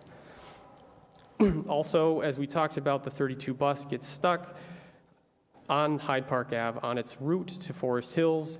There is plenty of roadway space. There's 7 lanes of traffic. I'm almost done, sorry. So basically, we ask for a parking study that's free to the city by the Metropolitan Planning Commission to look at the possible of implementing a bus lane there and to change the signalization to comply with the 4 to 7 safety delay. Thank you very much. And thank you all, councilors, so much. Thank you. Chair recognizes Councilor Flaherty. Thank you, Mr. Chairman, and good morning, everybody. Chief, it's good to see you, Greg. Congratulations on your position. Look forward to working with you. Pleased to hear. Chief, what is the, how much does BTD generate every year for the city in terms of fees and fines? So on the meter side, go ahead, Coleman. In FY20, it should be approximately $100 million. That's about 30 million in meters and 70 million or so in tickets and towing. 30 million in meters and about 70 million in ticket and towing. Correct. And that include the fees for, people get the transportation placards, no parking placards when people are moving in and street festival stuff like that. Permits, that's included in the, that included in the 30 or that included in the 70? It's actually accounted for separately, but it's smaller than those numbers, so Okay. it doesn't move very And have we installed any new meters, particularly in and around the business district in the last year? Or are there plans moving forward to increase capacity for We have meters? installed, we have installed some out in Alston Brighton, and again, it's a process that we respond to the community. I think there are some Main Streets areas that may warrant meters and may request meters of us. And then what about our municipal parking lots? Have we given any thought to putting meters into our municipal lots, particularly in the business districts? At this time, we're trying to keep those available to the residents, especially evenings and weekends. There are plans to develop, as the chief was saying, electric vehicle charging facilities in some of those places. We're also working with the Housing Innovation Lab to determine whether we could use those lots for both housing and parking. Gotcha. And then any plans for the illuminated crosswalks or the more raised crosswalks? They seem to be paying dividends throughout the city. Many different neighborhoods that have asked for them. They've seen traffic calming associated with that. So First on the crosswalks in general, that is a big focus of BTD, is just getting our crosswalks back into a state of good repair. There is significant money in this budget to be able to do that. More specific to raise crosswalks, that is obviously something which both the Neighborhood Slow Streets program, but as we talked about yesterday, just as a matter of course through the work that Public Works is doing, it's something we want to be able to expand. Right. And to that point, what is the process that we currently use to inspect crosswalks, signage, signaling, handicap ramps? I know oftentimes I'm sending photos and text to you, Chief, to things that I'm seeing as I'm traversing around the city. So other than 311, and then what's the process by which you're tracking that information so that the problem's being eliminated? It's a great question. So both our roads, and we have an asset management system for both our roads and our sidewalks, including our pedestrian ramps, which get a regular engineering review and really guides a lot of our capital investment. We are rolling over the course of this year. We've been piloting it. We plan on rolling essentially all of our markings into that same system so that we can actually ensure that that asset, be it a bike lane, a crosswalk, a center line, whatever it might be, is something which we are managing so that it is actually remains at a high rate of, or in a high quality condition. Our signs and our signals, the signals, there's about 850. Part of the signal team in the operations group is regularly looking at those. Signs, I believe, is a little bit more sort of driven by 311 or by the BTD inspectors identifying areas. But we don't have sort of like a chief of signs, if you will, that's driving around regularly, making these observations and then reporting them back? Or are we depending on meter maids to do that, or? So we have inspectors out of 12 Channel that actually spend a lot of time looking at signage and the quality of signage in the city of Boston. Good. Any updates on any progress being made on the handicap parking fraud and abuse that permeates the city on a day-to-day basis to the tune of hundreds of thousands, if not maybe millions every year? So when I was with BTD in my previous stint, I sat on the state task force that is managed really by the RMV and the Inspector General's office, and we still participate in the meetings. I believe they're quarterly now. So obviously it's a problem that has been out there for years, and the Inspector General was targeting, at least when I was on the panel, really focusing on who was writing all these prescriptions for people to get placards, and focusing on really targeting some of those doctors that were writing obviously substantial amounts of prescriptions for that. And so I've been away from that panel. Steve McGuire from the Office of the Parking Clerk does sit in, and we still participate. So obviously we can get you some more information on specifics where we are now, but it's still active, and we're still focusing on the problem. Yeah, I mean, the answer is just to require everyone to pay the meter, and it's much easier to do that now because of the app and the single-space meters and what have you. So as soon as that happens, then that eliminates the fraud and the abuse, because they can only stay at the meter for 2 hours. So you won't have capable and able-bodied folks coming from New Hampshire and Rhode Island with their pickup trucks and all their heavy equipment and tools coming to a downtown area to work on a construction site and sit there for 12, 14, 16 hours a day, and we kind of we get ignored, and they don't pay the meter, nor do they get a ticket. But So again, it's not for, we're trying to crack down on the abuse, and the abuse is driven by the fact that the fees and fines have increased, as well as cost to park it in a garage it's exorbitant for some folks. So everyone just scams it, and it plays itself out, not just in the downtown area Monday through Friday, but it plays itself out in all of our neighborhoods.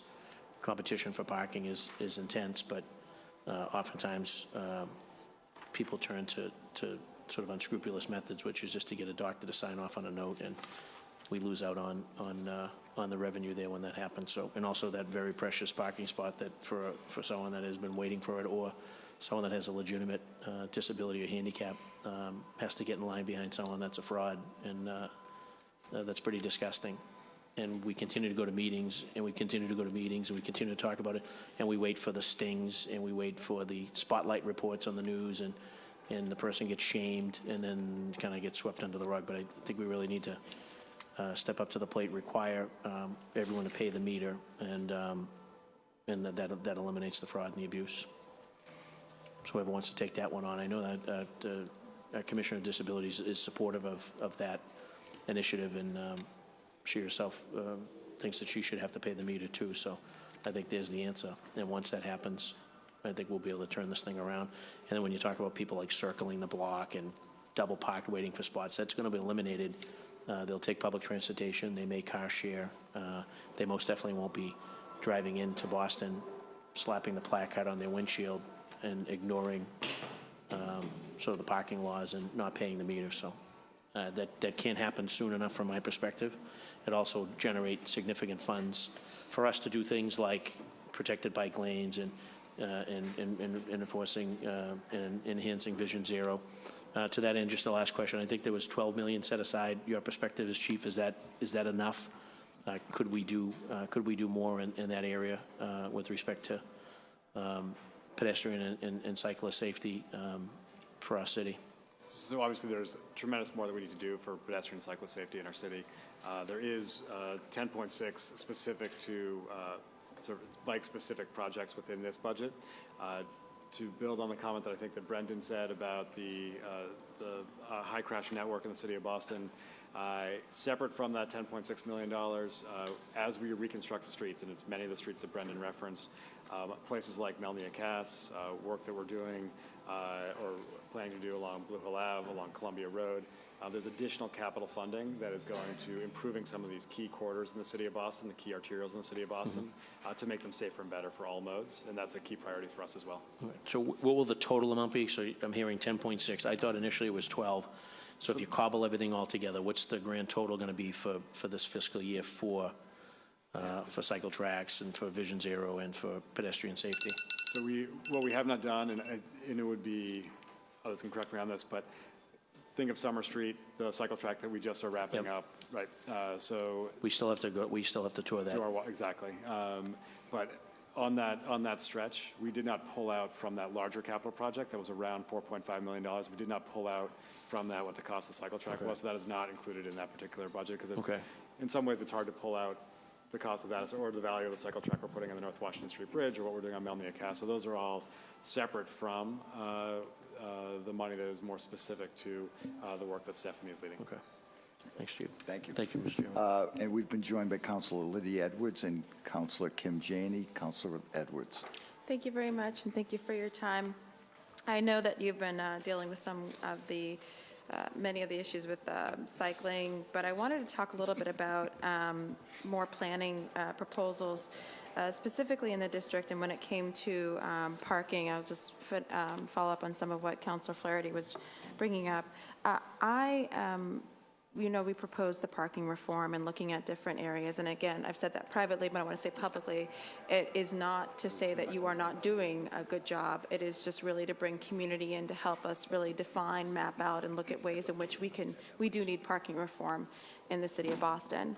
So I'm curious then if we can get your commitment or if we can work with you. In East Boston, we have a parking task force to actually start to map out and look at areas where meters could go in, where we could look at angled parking, where we'd look at also visitor parking potentially in some parts. And I'm just curious about if we can get your commitment to work with some at the neighborhood level to help us enhance those initiatives. That's absolutely, that's similar to what Coleman referenced earlier that was done in Alston Village, looking at what essentially which led to the installation of meters in that Main Street district. We're happy to work with you and your constituents. And so moving over to Charlestown, where I think we have some of our biggest woes and our biggest concerns now that the casino is set to open, I think in June 23rd. And so honestly, with your assessment, are we ready for that amount of traffic? We're really concerned that honestly, the lights are not coordinated in Sullivan Square, that while we're trying to make it more walkable, because it's the one T station, I think you take your life into your hands if you try to walk or bike to it directly. Are we ready as a city to take on the amount of traffic that the casino is about to build in? Because right now, honestly, the traffic over there on Rutherford Ave and Sullivan Square is atrocious. So there's obviously been work specifically by Encore to improve Sullivan Square. We just completed the reconstruction, as you know, of the bridge deck on the Alfred Street Bridge. Those steps that Encore is taking today around Sullivan Square will help, but as you know, there's a reason why we are reconstructing the North Washington Street Bridge. There's a reason why we've been having lots of community conversations around the Rutherford Ave corridor that to actually make the Rutherford Ave corridor work well, the North Washington Street Bridge corridor work well, will require those subsequent capital projects. That's about over $300 million, which has been identified and allocated towards those projects, and those are what's coming in the years ahead. I would say for the specific opening of the casino, there's a lot of coordination between the state, BTD, and the casino to figure out how to manage that as well as possible. Okay. And so I guess I want to make sure that we're ready, because we're going to always have improvements. We're always going to have to be dealing with investment, but it's not like it's going to close again. Once that casino's open, it's only going to grow in traffic and volume. And so, I'm not going to lie, a lot of people are very apprehensive about them. I know that the 4 a.m. liquor license is also a concern many people have as well. That's not in your purview, but just want to let you know. And I think more communication, again, coming to the neighborhood associations, talking about how we're planning for that amount of volume. You have done a great job. Your team has done a great job in coming out and talking about it, but I think increased presence as we get closer and closer to the opening will help people to feel like there's a sense of control. Swinging into the north end, I wanted to talk a little bit about some of the folks have come up and approached about parking issues, but also planning for and looking at areas, pick up and drop off areas for TNCs. Yes. And especially such a dense neighborhood with so many restaurants, you're just finding triple, quadruple parking while Ubers and Lyfts are waiting for patrons to come in and out of restaurants. So we're wondering if there might be a plan, or if the neighborhood could approach you with some older taxi stands that aren't being used as much on high traffic areas such as Hanover Street, Salem Street, where at either the extremes or some point the city could plan for where the TNCs can pick up and drop off at the neighborhood level. I know Massport is looking at it in terms of airport, but I think we'd have a lot of interest in that. Again, sort of the first step for us is the evaluation, which should be wrapped up shortly, of the pilot we're doing in the Fenway, to just make sure that we know how to do this right or to do this well, and then we can figure out where to expand it. Clearly, the North End would be a good candidate for that. It'd be great to get your feedback and any other councilors' feedback about locations that you would have an interest in.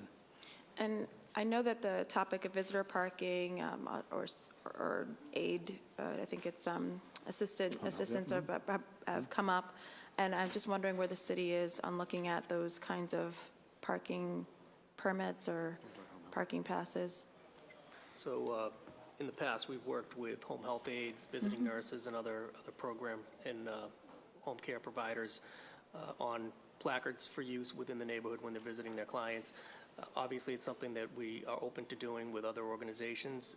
We need to make sure we have a balance and ensure that they're able to, we effectively manage it so where they're able to have access to provide the care they need to provide, but we also aren't burdening the residents in the community as well. So we just have to make sure that we manage it well and that we strike the right balance. Just one example would be, and we've had this conversation, and I look forward to enhancing it, is shelters where individuals who are not from Boston. We had a case, a woman was placed into a Boston shelter. With the one possession, she had her car, but didn't get a residential sticker.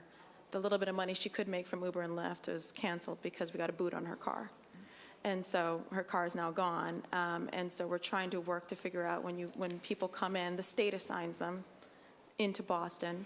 Many of them sometimes can't even afford to get the Boston registry, but it's a lot. But I wanted to thank you actually for the conversation, your willingness to help come up with that resolution, but also note it's a problem for anybody who has a shelter in their district. Councilor Janey. First, I just want to thank you, Chief Osgood, and your entire team for being a good partner in this work. I want to thank you especially for the crosswalk at Rockland and Walnut for the seniors. As I mentioned, getting that crosswalk was important for the seniors in the area, but there's still a visibility issue. So I'd love to talk to you about phase 2 of that project in terms of maybe doing bump outs in the sidewalks so that we increase visibility there for the seniors. In terms of other projects in my district, can you just give updates? I'd be interested in hearing where we are in terms of the investments in Dudley Square, where we are in terms of Tremont Street with Vision Zero, making sure that things are moving in a timely way. Can you just give a brief update on some of those projects? Sure. So 6 specific related to Dudley Square, and Stephanie can probably give a better update, than I can on Tremont Street. So in or around Dudley Square, obviously Madison Park reconstruction just wrapped up. We have the sidewalk and road work on Lenox and Reed Street, which is underway right now. The first phase of Dudley Square, essentially the sort of southern extent of the project, will break ground this year, and then phase 2, which is actually the Warren and Washington Street sections, will come next, will follow. Yep. And we'll break ground when? I will get you an exact date. Actually, I think we've already started on phase 1. Phase 1 is actually broken ground. And I'll get you our intent is to complete phase 1 by the end of this calendar year, and then phase 2 would follow from there. And I think you were part of the conversation out in the district working with business owners and landlords, and there was concern that the project didn't extend far enough, that that it needed to be extended to Melnia because that was an important gateway for Dudley Square in terms of being a commercial district. Has that change happened in terms of really building in that feedback from folks to extend beyond, I think, the current plan, which didn't go as far? Yeah, so all of Melnia will be reconstructed, as you know, and then the northern extent of Dudley Phase 2, it should, if not, we may be 1 block short right now. If not, we'll figure out a way to make sure that we're actually connecting those 2 projects. Okay, wonderful. I'd love to follow up offline just to make sure that we are extending the project far enough out to incorporate that intersection.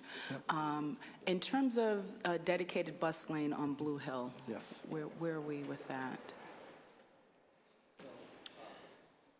We would like to start the process this fall. We have some funding to enable the community process, but we'd like to look at Blue Hill Avenue kind of holistically. There may be some short-term things that we can do that relate to safety, for example, that can be implemented, in this fiscal year going into 2020. Relative to the bus lane, we really want to make sure that we have support and understanding with the community along that entire corridor. So it's definitely a big focus for us going forward. We are hiring a full-time person who would look at Blue Hill Avenue along with Columbia Road as that person's primary responsibility to really make sure that there's somebody who gets up in the morning every day and that's all that they think about it. And we want to make sure particularly that there is good grassroots outreach. So what's the timing for hiring this position? The position is already up on our website. We are accepting applications right now. Is there an end date in terms of when applications need to be in? We're waiting for applications to come in. We're doing as much outreach as we can. So right now there's no end date. We'll wait till we have a good candidate. Could you send me the blurb? Absolutely. I'd love to kind of share that out. I think that's a very important position. In terms of your spend, can we go over the numbers in terms of discretionary spend, how much of your budget is spent with businesses owned by people of color, businesses owned by women, and local residents? Sure. Going on. Well, we have some spending in those areas. However, the majority of our spending is dictated on the contract we have for processing of parking violations. So we have approximately $7 million in contract spending, and that singular contract accounts for about $5.5 million. We also have some engineering services, et cetera. We do have several women-owned businesses who do work specifically in the capital area and design. Some of which are working with Stephanie McGee's group to do the design and those. And we have an engineering firm, which is also another women-owned business, minority-owned business. I'll be happy to get that list for you. But as a percentage, again, because of that large contract, the percentage gets dwarfed a little bit in overall spending. I would appreciate it if you can get those numbers. Thank you. Thank you. We're going to take a brief recess. The mic's not working. Might have to set it up. Mic's not working. Sam was at the meeting last night.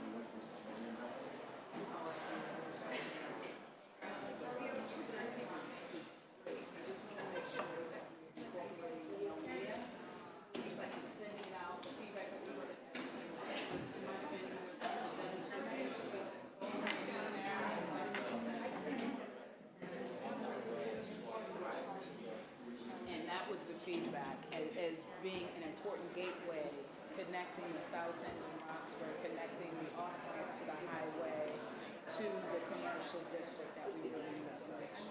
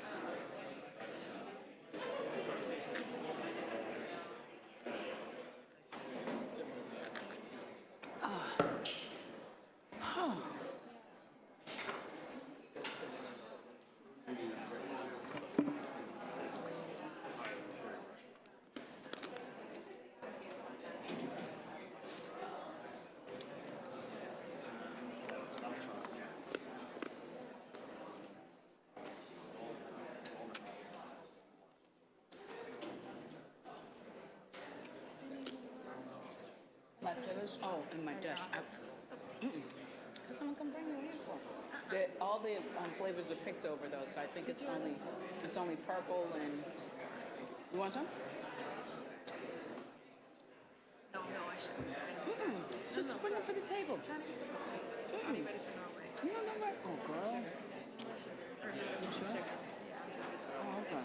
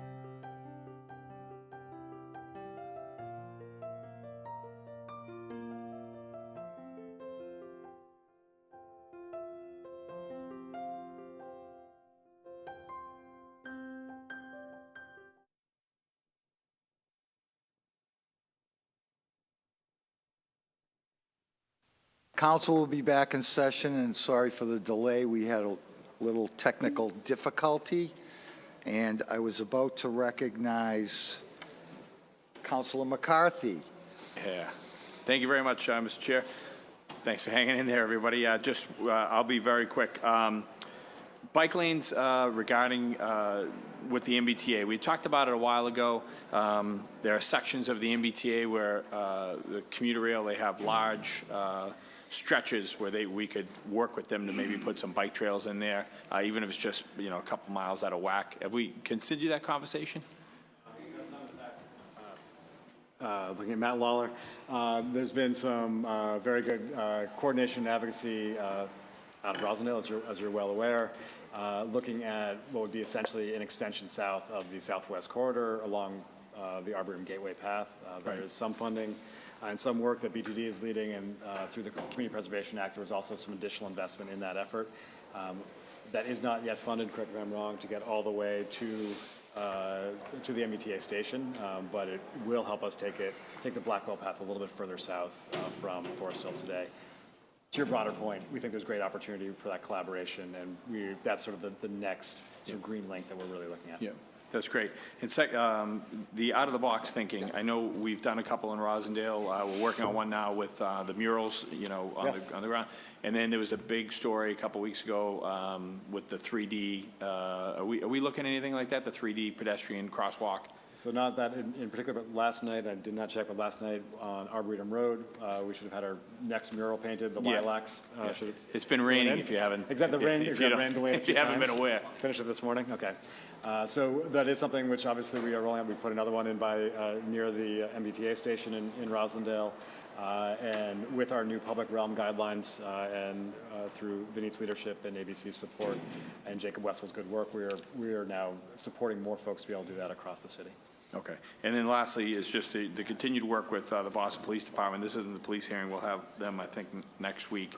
But, the Tango car, the traffic car, we have to work closely. I know we are, but we have to continue and beef that up. In fact, I'll be asking for more, additional funds to have more Tango cars in each district, simply because one Tango car in all of Hyde Park is just not sufficient, and especially the way the district is cut out. All those streets that I mentioned earlier, Glendower, Cornell, Beach, those are in E18.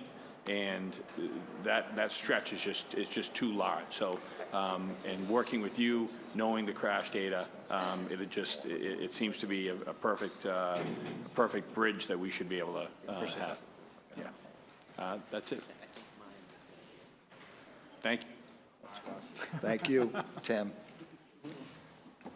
Let me see who's next. Sorry, Councilor O'Malley. Thank you, Mr. Chairman. Good. Thank you all, and thank you, most importantly, those who have remained in the audience. Can you talk a little bit about street cleaning? That's under you. That's not DPW. So the piloted, well, it's both, but you're the right person to answer this, I think. Yes. The ticket no tow. There was a piloted program in Charlestown a couple of years ago. That's been expanded citywide now? It's expanded citywide overnight. So all overnight street sweeping essentially now is ticket no tow based upon the results from Charlestown. And is there any interest to expand that even further? I mean, I think it actually makes sense. So we're happy to get sort of feedback from you, also from our ONS coordinators, about where that makes operational sense. We know the intent of that, and the thing we hear from residents is to get to the curb, and we want to make sure that we're able to do exactly that. But if you have suggestions for locations, let me know. Yeah, I mean, I think Jamaica Plain would be an ideal, and I think there'd be a tremendous support for it there. And then the other part that I'd like to see is maybe as part of this, really sort of almost like a Bill of Rights or uniformed rules and regulations for our tow company. Some refuse to take debit cards, which I believe is illegal. Correct. It is in their contract, so go ahead. Yeah, but it seems, I know that there isn't a regulated set of rules and regs, and there ought to be, because, go ahead, So we've been having some conversations about what the better way is to make sure that we have consistent towing practices across all parties. As you know, for a lot of street sweeping, that towing is done largely for geographic reasons and capacity reasons in frontage road by private tow companies. And to your point, we want to figure out the right way to ensure that we've got high quality standards across all those companies about the way in which constituents are treated. Good, thank you. Briefly, again, I'm going to get to my district-specific request, but talk very briefly about sort of EV charging stations in municipal lot. What's the timeline? How's that going to work? Will cars be able to remain, well, you wouldn't have to be overlight if it's a supercharger, but will they be able to expand, say, 2 hours? I don't know, Coleman, if that's you.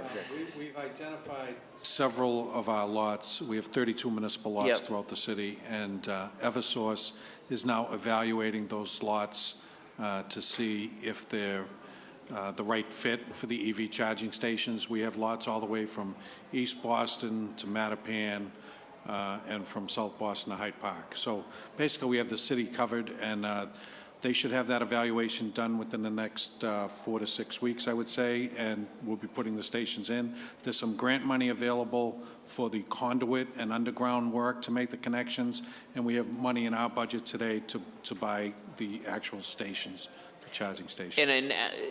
And some of those lots are 2 hours. Parking would be extended for the electric since All it our takes lots 4 are to 2 5. hours, yes, and we will find a way to make it work for the Okay. EV charging. And have you had an issue with non-electric cars parking on the sort of Cambridge Ave bank of, there's 6 or 8 park, and what's the case if that? I mean, I know, I've seen it. I park there when I charge my car, and I've seen non-electric vehicles there. Do we ticket? I think we've had very little illegal infractions at that location. Okay, but we would ticket if we were to see it. I mean, Correct. okay, great. So, Chief, we've talked about this. I just want to go on a record again. During this budget process, there are some identified constituent concerns that I want to share. One is our request for a solar pedestrian crosswalk sign at LaGrange Street in West Roxbury near Billings Park. Updated crosswalk timing for Rockingham Ave and Washington Street, DeSoto Road and Washington Street in West Roxbury. Installed crosswalks at West Boundary Road in West Roxbury near the Beethoven School. Street light timing at Washington Street, Grove Street in West Roxbury. Raised crosswalks along the Southwest Corridor Park in Jamaica Plain, specifically Atherton, Lamartine, and Mozart Streets. We talked about Center South Street redesign and Center Street redesign, radar speed signage at Robeson and Forest Hill Street in Jamaica Plain, Walk Hill Street and Bourne Street in Jamaica Plain, Bell Avenue in West Roxbury, Sanborn Ave in West Roxbury, Stimson Street in West Roxbury, new crosswalks at Wenham and Weld Hill Avenue in Jamaica Plain, crosswalk and curb cuts at Bickford Street in Jamaica Plain near the Mildred Haley Housing Development, and installed crosswalks at Chestnut Avenue and Boylston Street in Jamaica Plain, as well as a bicycle corral that we've been waiting for many, many years at the Center Street lot, 741 Center Street lot, which is sort of one of our municipal parking lots. So hopefully we can address those in the weeks ahead. If you can send me that list, that'd be great. One note that just to point out, in this budget is funding for many of those Southwest Corridor crossings. Great. Specifically in the Stephanie's work plan. So we've got funding specifically to ensure that all the bike commuters along the Southwest Corridor at those, many of the crossings that you mentioned, have a safer cycling experience. Terrific. Thank you. And I would just say in closing, I really appreciate each and every one of you. I know how committed you are to this. There's obviously tremendous interest. This is probably our most well-attended budget hearing, and with the public as well. You do exceptionally important work, and I know you do it well. I know you tried, and Chief, you set a great example from your leadership and everybody on your team and those that are here. So thank you. Good timing. Before I recognize Councilor Wu, Councilor Edwards just has a final statement before she runs out. I'm sorry I have to run out, but I wanted to make sure I gave a shout out to some folks who, in your departments, who have been extremely helpful. So I wanted to thank Brian McKinley, Paul Lee, Carla Tankel, Al Villar, John Benedictus, and Chrissy Pagliuca for all of their incredible responsiveness, working with us, making sure that we knew what was going on. And so it's important to recognize and say names. So I wanted to do that before I left. Thank you. Councilor Wu. I just wanted to follow up with a couple information requests, and then I have more questions. So thank you, Neil. I don't know if Neil's still here. Thank you, Neil, for giving me the kind of general view of the parking meter fund, funds in and funds out year after year. I was hoping to get the specific projects associated with funds out as well, so wanted to log that. Yes, sorry we could not get that today, but No. yes, I didn't realize the hearings were so close together. Thank you. And then just following up on something that Stacy had said. So have the 20 positions that were budgeted in the last fiscal year are they all filled now? So 16 of them are filled, 3 we are going through the interview process, and 2 additional are still outstanding. Okay. So I realize that sums to 21. Got it. There was some minor adjustments with Okay. with them. But things like the transit team, the planners and engineers and Vision Zero, things like that. new Would it be mobility. possible to get the org chart? Absolutely. Okay, thank you. And then, just in terms of Go Boston 2030, the Vision Zero Action Plan, all these great plans that have been put together, what is the best mechanism? I mean, are you planning on doing a sort of summary look, now that we're a number of years out, on what the status is of progress on which project started, et cetera? It's a great question. Vineet will certainly add to this. That is something which we are very interested in doing. Obviously, Vineet, and a lot of credit to Charlotte and the rest of Vineet's team on this, have put together a regular report on status on Vision Zero. So our last one was the 2017-2018 report. Livable Streets is also, and the Vision Zero Coalition has also put out a companion report as well. There is some content about progress on Go Boston 2030. We have a lot of interest in figuring out the right way of being able to provide a broader Go Boston 2030 update.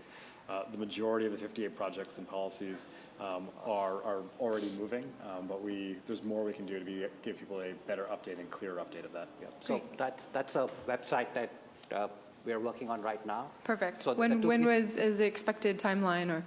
I would say sometime in the fall. Okay. Just one piece on that. While it's about giving updates on specific projects and policies, it's also about giving updates on the outcomes. Are we in fact improving safety? Are we in fact improving reliability? So there'll be both those dimensions to it. Okay. And then just on bus lanes, dedicated bus lanes for a little bit. So the MBTA's, big report that they put out identifying the 10 recommended candidates for dedicated bus lanes, 9 of them being in Boston.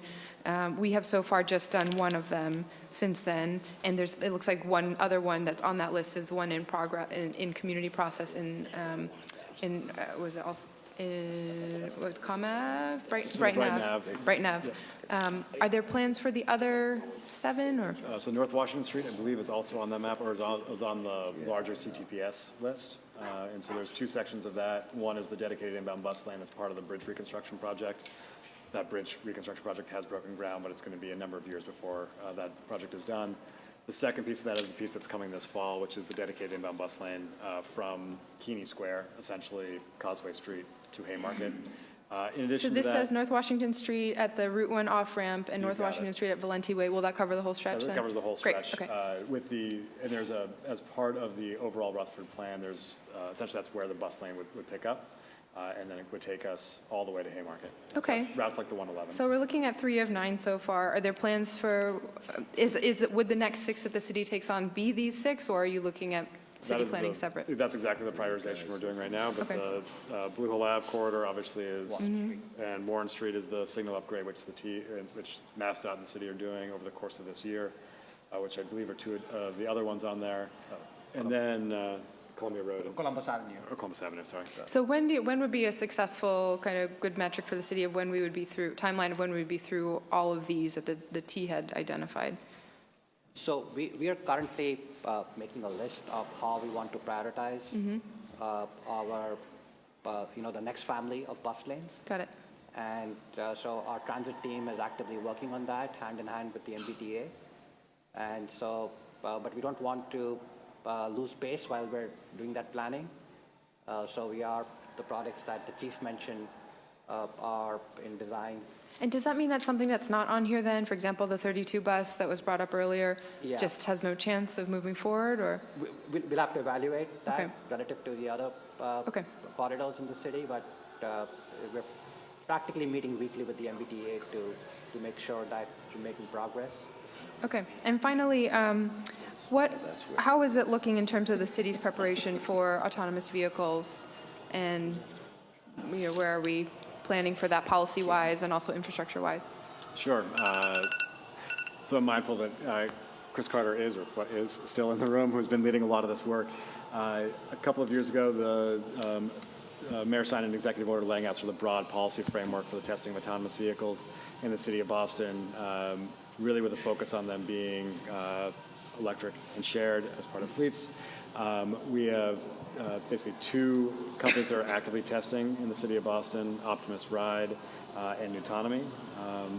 They all are sort of working on what we basically call a graduated testing plan, where they have to prove themselves in a first off-street den in a very specific designated area in the South Boston waterfront under daylight conditions in good weather for a certain number of miles before they can graduate to a broader geography, different weather conditions, different times of day. They're required to submit regular reports to us about what they're discovering and their research agenda overall. I would say for us, we are, one of the reasons we are interested in autonomous vehicles is obviously around road safety, which is a huge portion of the promise of this, of what autonomous vehicles could bring. We want to make sure that if it does accrue those benefits, that those benefits can actually accrue here in Boston, that these vehicles can actually work on Boston streets. I think we are also, would say that autonomous vehicles without some form of regulatory or policy framework will not necessarily deliver on lower emissions, less congestion, more equitable access to transit. And so another big focus of ours is making sure that we are building out the policy framework so that AVs actually are part of an overall transit network that we actually want, which does not mean getting so excited about autonomous vehicles that we do not forget the fundamental importance of pedestrians in our city or cycling in our city. And what we've seen from every study is that if you actually want to address congestion on a macro scale, it's not going to be AVs, it's going to be things like great transit. And so that is a huge portion of what we're actually focused on here. I have a yes or no follow-up, that's all, but feel free to expound if you'd like. Sorry. My bad. So is there room for policy discussion now before, in the 3 to 7 years that I've heard as an estimate, some ordinance or some discussion about how to put in policy before the industry starts on disincentivizing or disincentivizing time that the vehicles are operating without humans inside? So I think we do want to be, we want to set some broad policy framework during this testing phase before they're broadly commercialized. I think that's going to be important, and that's certainly something that we are sort of in active conversations about what that policy does look like. Okay, I'll follow up with Chris. Thank you. Councilor Campbell. Thank you, Councilor Siomo. Just want to quickly go on the record with respect to some things that was previously said about from my colleagues. One, absolutely support the Safe Routes to Schools coordinator. Echo Councilor O'Malley's comments with respect to automatic enforcement. Really support the concept of Brownsburg's bill, but this idea of piloting it and at the same time doing some more community process. We talked offline around residents not really understanding this, knowing this, or the power this could have in terms of enforcement. Had a follow-up conversation with BTD after our enforcement hearing, and we'll bring this up in theirs, but one thing that I think every councilor agreed on is the importance of funding a traffic analyst position within BPD so that they could look at the data and have more targeted enforcement working in partnership with the Transportation Department. So we'll be pushing in this budget cycle for that, but wanted to bring it up here even though it will be a conversation for BPD. I also just wanted to quickly request, similar to requests made yesterday in Public Works, contracts. Currently here, it's contracts 100,000 above. If we could have all contracts and then a list of how many are women, of course, how many people of color. And then I want to echo it here because I brought up in Public Works, say, you were here, Chief, obviously, but not others. The young girl with the crosswalks and the 3D look, adding that to a tool that we could use in our community to slow cars down, or at least exploring it. It'd be great to have a conversation on that. I was just in the Curly room with students from the Perry School, and teachers brought it up. Did you see what the little girl did? So if that's an option or something we can use as a tool, obviously less invasive than some of the structural changes that Stephanie's team and others have to lead. I just have some questions that are district specific. Oh, back to enforcement. One thing that came up in a meeting is on the ticket itself, Councilor Zakin brought this up, $120 is the fine. But I think police officers or those who do enforcement were complaining that the ticket itself didn't have an actual box for that. So if they were wanting to give a violation for someone who was parked, say, or stopped in a bike lane, there was nothing formally on the ticket itself for them to check off. So that came up with respect to some folks in my district that talked to some officers who said, it's not even an option on our tickets. So wanted to bring that here so that clearly we can actually do enforcement. I'll also bring it up in BPD as well. Thank you. Specifically with respect to projects in my district, in my first year and first term on the council, pushed for a transportation study for Bowdoin and Geneva. Originally, it was $100,000. Now it's $50,000, but nothing has ever happened with that. Where are we? Is there any timeline on when this study could actually happen in the Bowdoin and Geneva area, that main intersection, which has always been of concern? I'll be frank and say we don't have anything going on right now, but we will make a commitment to start something, in late summer, early fall, to get that going, for sure. Well, just want to echo some concerns from folks in the community, because when we got that, it was originally 100,000. People were excited about the possibility. 100,000, I thought. 100, now it's 50, and no timeline. So just want to say this is really important, so we'll follow up again offline.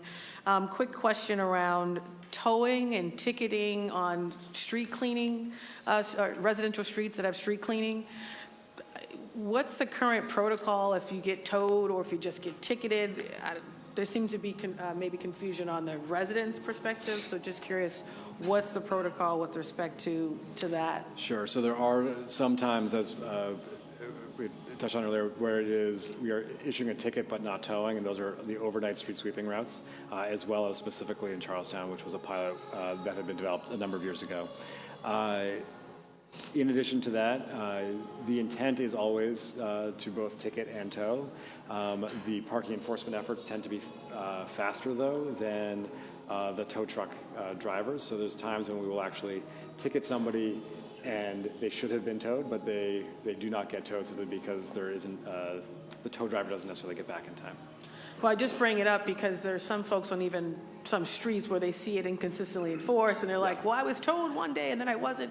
Yeah. I don't think anyone wants to be towed, but it comes up as a concern in our office, so wanted to bring it to you guys because it's not always consistent.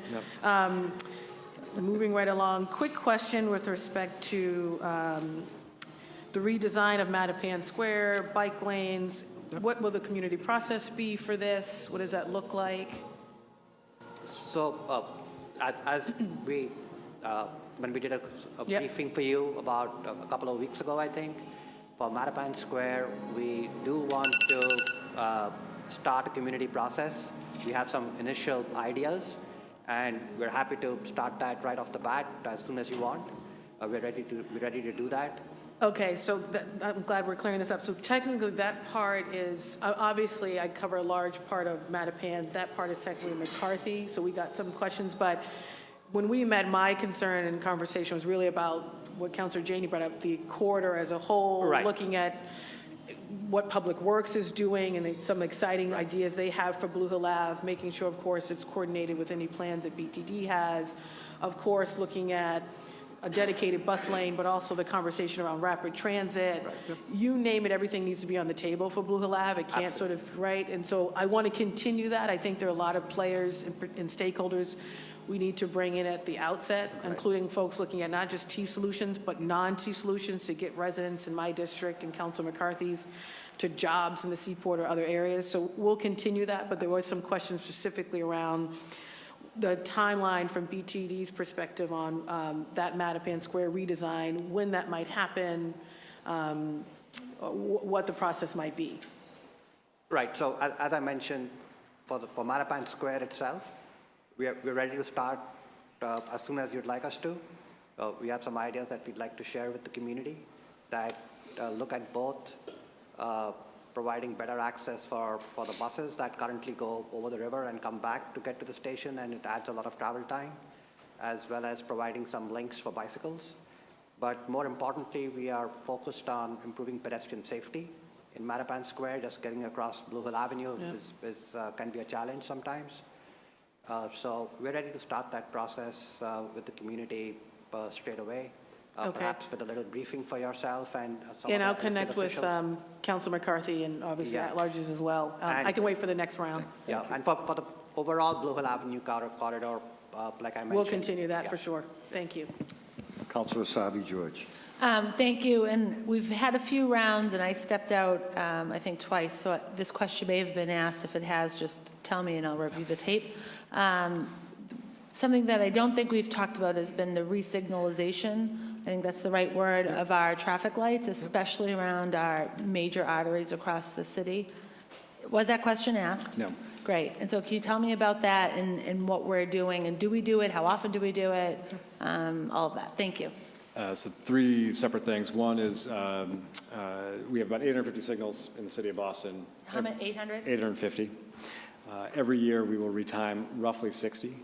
I think this year we expect to do around 57, of which we've done about 60% of those right now. Can you say that again? Retired? Retime. I'm sorry. Retimed. Apologize. I'll try to enunciate. That doesn't seem like, so 10%, is that a standard or less than 10% actually? No, we actually have an interest in figuring out the right way to be able to increase that, and not only increase it to one of the comments which was provided earlier, to think about what standards we are going to use as we retime our traffic signals, both which corridors we choose, and some of the things that we put in place as a sort of a default, leading pedestrian intervals, preparing them for TSP, et cetera. That's some work which is happening right now, essentially within BTD, to figure out the standards we're going to use as we retime signals going forward.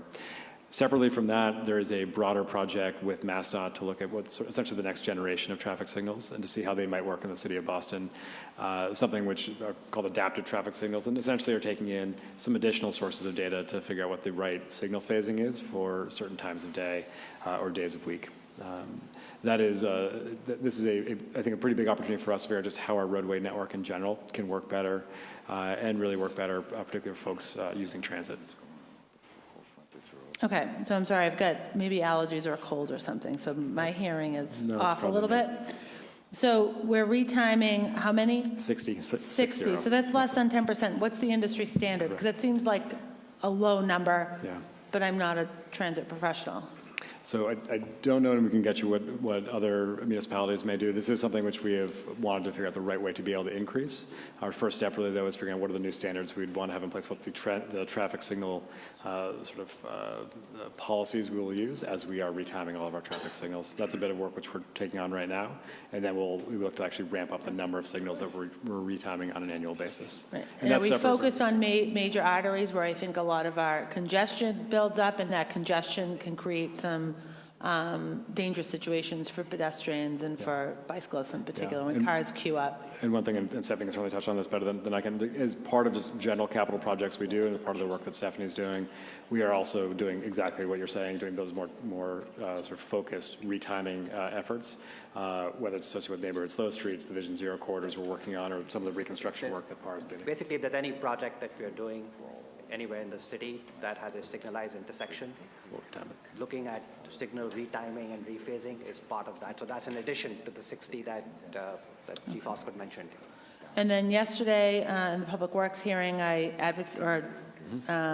want to celebrate adding raised crosswalks. Yes. But related to the conversation today is raised intersections and also don't block the box efforts. Talk a little bit about that. Sure, two things on that. We are certainly looking at how to introduce more raised intersections to that are currently in the design phase, or both on Melnia Cass, Melnia at Washington, and I believe Melnia at Albany or Harrison. One of the two are places where we are advancing a design that has a raised intersection. On Don't Block the Box, one of the parts of the mayor's legislative agenda would be a bill where we could use photo enforcement to actually enforce Don't Block the Box at some of these key intersections that we know are causing both safety and congestion challenges in the city. Great, thank you. That's it for me, Chair. Thank you. Thank you. Councilor Baker. Thank you, Mr. Chair. And to whoever the question is, what's the status of your fleet? Are we in good shape with your fleet, in particular the tow trucks? So go ahead, Goldman. All right, we have 11 new tow trucks this year, including 3 ramp trucks. Overall, BTD, I think, has about 11 new ones this year? Yes, And so how many do they have in total? I think it's 22, if I'm not mistaken, 24 maybe. We have 2 shifts of tow drivers, and so they're staggered so that the vehicles can get swapped off. Did the vehicles, have they been delivered yet? I believe some have, but not all. Okay, because there is some concern about having tow truck drivers without trucks. Are we working on that? Are we aware of that problem and working on it? Yes. Previously, and this goes back maybe even when Greg was here, there was an overlap on the shift, and riders would have to double up, but the timing of that has been resolved. Yeah. And Do we fixed. do, so do we do we tow, and again, to whoever answers them, we're next to each other, so it's like a conversation. Do we tow if a city vehicle is broken down, do we automatically get that? Like, do your tow truck, Greg, I guess, do your tow truck drivers get that call all the time? If it's a public works vehicle or if it's like a shared vehicle, do we get that? Yes, we always worked with Public Works and Central Fleet Maintenance to assist with city vehicle tows. Yeah, and do our tow trucks work, like, so the transportation department, do they work snowstorms and special events and all that? And so they're there. So are they working to supplement the contractors, or are the contractors there to supplement them? So for special events, it's strictly city tows. Strictly city tows? City tows for parades, victory parades, things like that. During a snow emergency, we have the cities divided between Boston Police and BTD as far as routes that are towed. So BTD tows strictly the routes that are under our control, and then private contractors tow in some of the farther reaching neighborhoods. It's just an issue of capacity and manpower. Yeah. We could never tow the entire city. But we can keep our guys busy on the snowstorms, special events. And you say special events, we do that, our tow truck drivers. Right? Because, and I've gone through it a lot with, wondering why the private contractors were with police or whatever. And Chris and I have had conversations. Sometimes you're just logistically too far away from frontage, but I would like to see maybe more support for keeping things, and Chris knows where I am. I like to try and keep whatever we can in-house for as much as we possibly can, and now that we have some more tow trucks coming in. So Chris, yesterday we talked about the wrecker that the Public Works Department has. So they do any larger vehicle, that tow truck is going out, okay. Exactly. Can we talk a little bit about a little more on autonomous vehicles? I had an order for a hearing and we couldn't get together on it. Maybe it's time for a hearing now, just for one sort of comment before you get into your comments. You know how I feel on those, Chris. I think if they're coming in here and they're doing business here, we should charge them up front. Autonomous vehicles, again, the taxis lost all their income basically in their industry. Uber and Lyft, one of the things that's good about them is they're providing jobs, but I think the future of that industry is all autonomous vehicles, so the people that are working Uber and Lyft now are going to be in the taxi position in however many years, so can we keep an eye on them? Will we talk about them a little bit more? Are they testing any place in the city, and what do you think some of the requirements should be before they're allowed to test and come here? So they are actively testing on the city's website. We can send around the link at boston.gov, probably /autonomous Is it vehicles. Seaport they're testing in, Chris? That's where they start actually in essentially the Marine Industrial Park, and then the geographic area sort of expands from there to the South Boston waterfront, and then to a broader section of the city, after they have successfully shown that they can work in a variety of different conditions. And they are regularly reporting to us and actually regularly having conference calls with the team about exactly this. The workforce implications are one of the things which we are very mindful of this. I believe in, and Chris can correct me if I'm wrong, but in probably 40 states in the United States, 38 states in the United States, the single largest category of profession is driver. So there are some definite workforce implications with this. In the Commonwealth of Massachusetts, it happens to be teacher, but I'm sure the driver is fairly high on that list. So we want to, this policy conversation is one that is very important for us. Again, there are some very significant potential benefits to autonomous vehicles, particularly the reduction in crashes and fatalities. Yeah. But we do need to make sure we have the right policy framework around this. But your earlier, Mr. Chair, can I have 2 more minutes? Your earlier comments sounded like that we're not just jumping in on the autonomous vehicles because they're not going to do anything for our traffic or our congestion, those sort of things. And one last question, Mr. Chair. Do we have any updates on the taxi industry? Have we looked at maybe some of the changes? What is the law? Is it 401? It could be 40.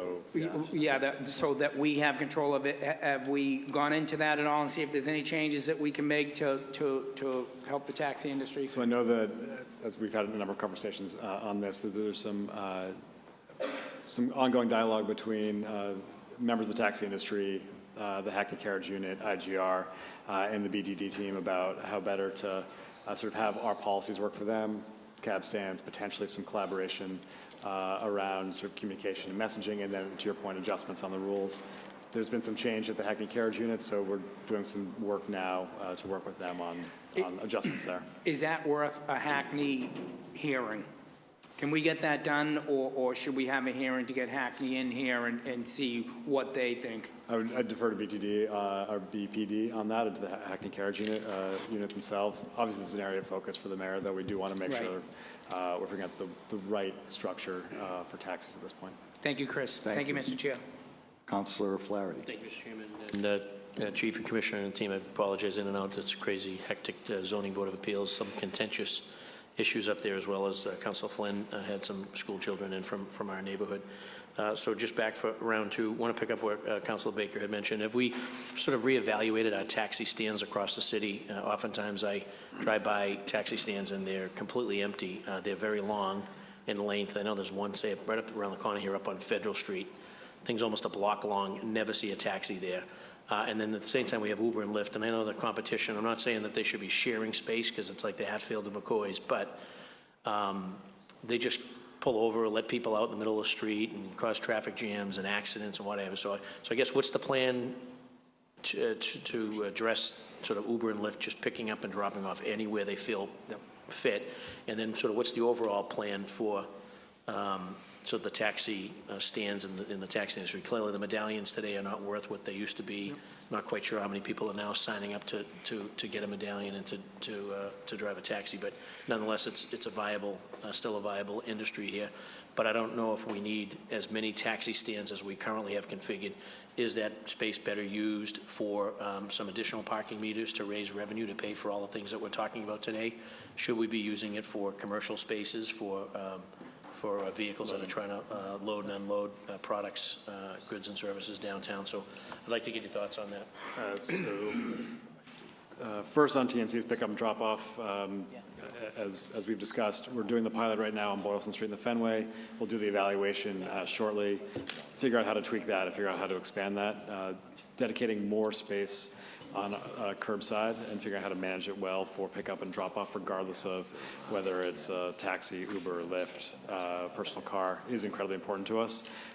We should have more of an update after we've completed the evaluation over the course of the summer. If you have specific ideas of locations where this would make a difference, that would be valuable for us. In this budget, separately to your broader question, there is, I believe, $225,000 for essentially a curb study that would look at exactly some of these questions that you're raising. In some of these high congested areas where there's a lot of different curb demand, whether it's for pickup, drop-off, or commercial loading, metered parking, et cetera, how do we find what that right balance is so we can really rethink the way in which some of our block faces look? Okay. If you'd be kind enough to maybe get me a map of where all the taxi stands currently are in our city. I assume we have that information, and I can do an assessment and work with you to try to identify which ones have outlived their usefulness, which ones need to be lengthened, which ones need to be shortened, which ones need to be converted to parking spaces and/or commercial. Where do we stand with the Safe Routes to School coordinator position? I know that we spoke about this at the last budget hearing. There was a grant. Any communication with BPS as to where that stands? So there is certainly work with BPS. The principal thing we have outstanding, and Vinny and Stephanie can add to this, we applied for a $1 million grant from the Safe Routes to School program at the state level, which we are optimistic. We've sort of made it to the next round, and we're hopeful for, which really would allow us to invest in a number of physical changes to the street, particularly in the Garrison Trotter area, to have better and safer crossings to some of the schools in that. So that's still in play. Correct. Very good. Update maybe on the tow lot over at Frontage Road. Yep. Do you guys control the tow lot, or is that BPD? No, it's BTD. So it's working well, success, we're generating interest and revenue in abandoned vehicles and.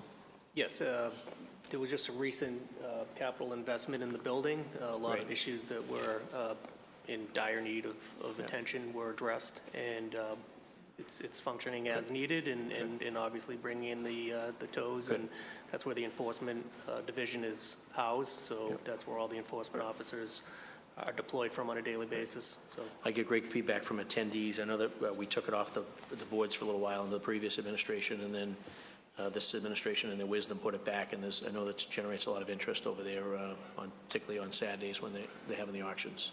mhm. Great. And then just really around the sort of PDAs, Article 80s, large-scale development, I just want to get a confidence level that there's sort of on the multi-jurisdictional overlap between, say, BTD, BRA, BPDA, Public Works Parks, that when we get, major development going on, that we're taking a look at making room for infrastructure improvements, particularly if we're going to start to talk, about greater efforts around Vision Zero. Are those discussions taking place? I know that when a developer comes in, kind of immediately talking about, how much affordable housing and how big and how many units and that type of stuff. But I think oftentimes gets lost in the discussion that, our infrastructure is aging and in dire need of an infusion of investment, private investment, can't just clearly fall on BTD or the city.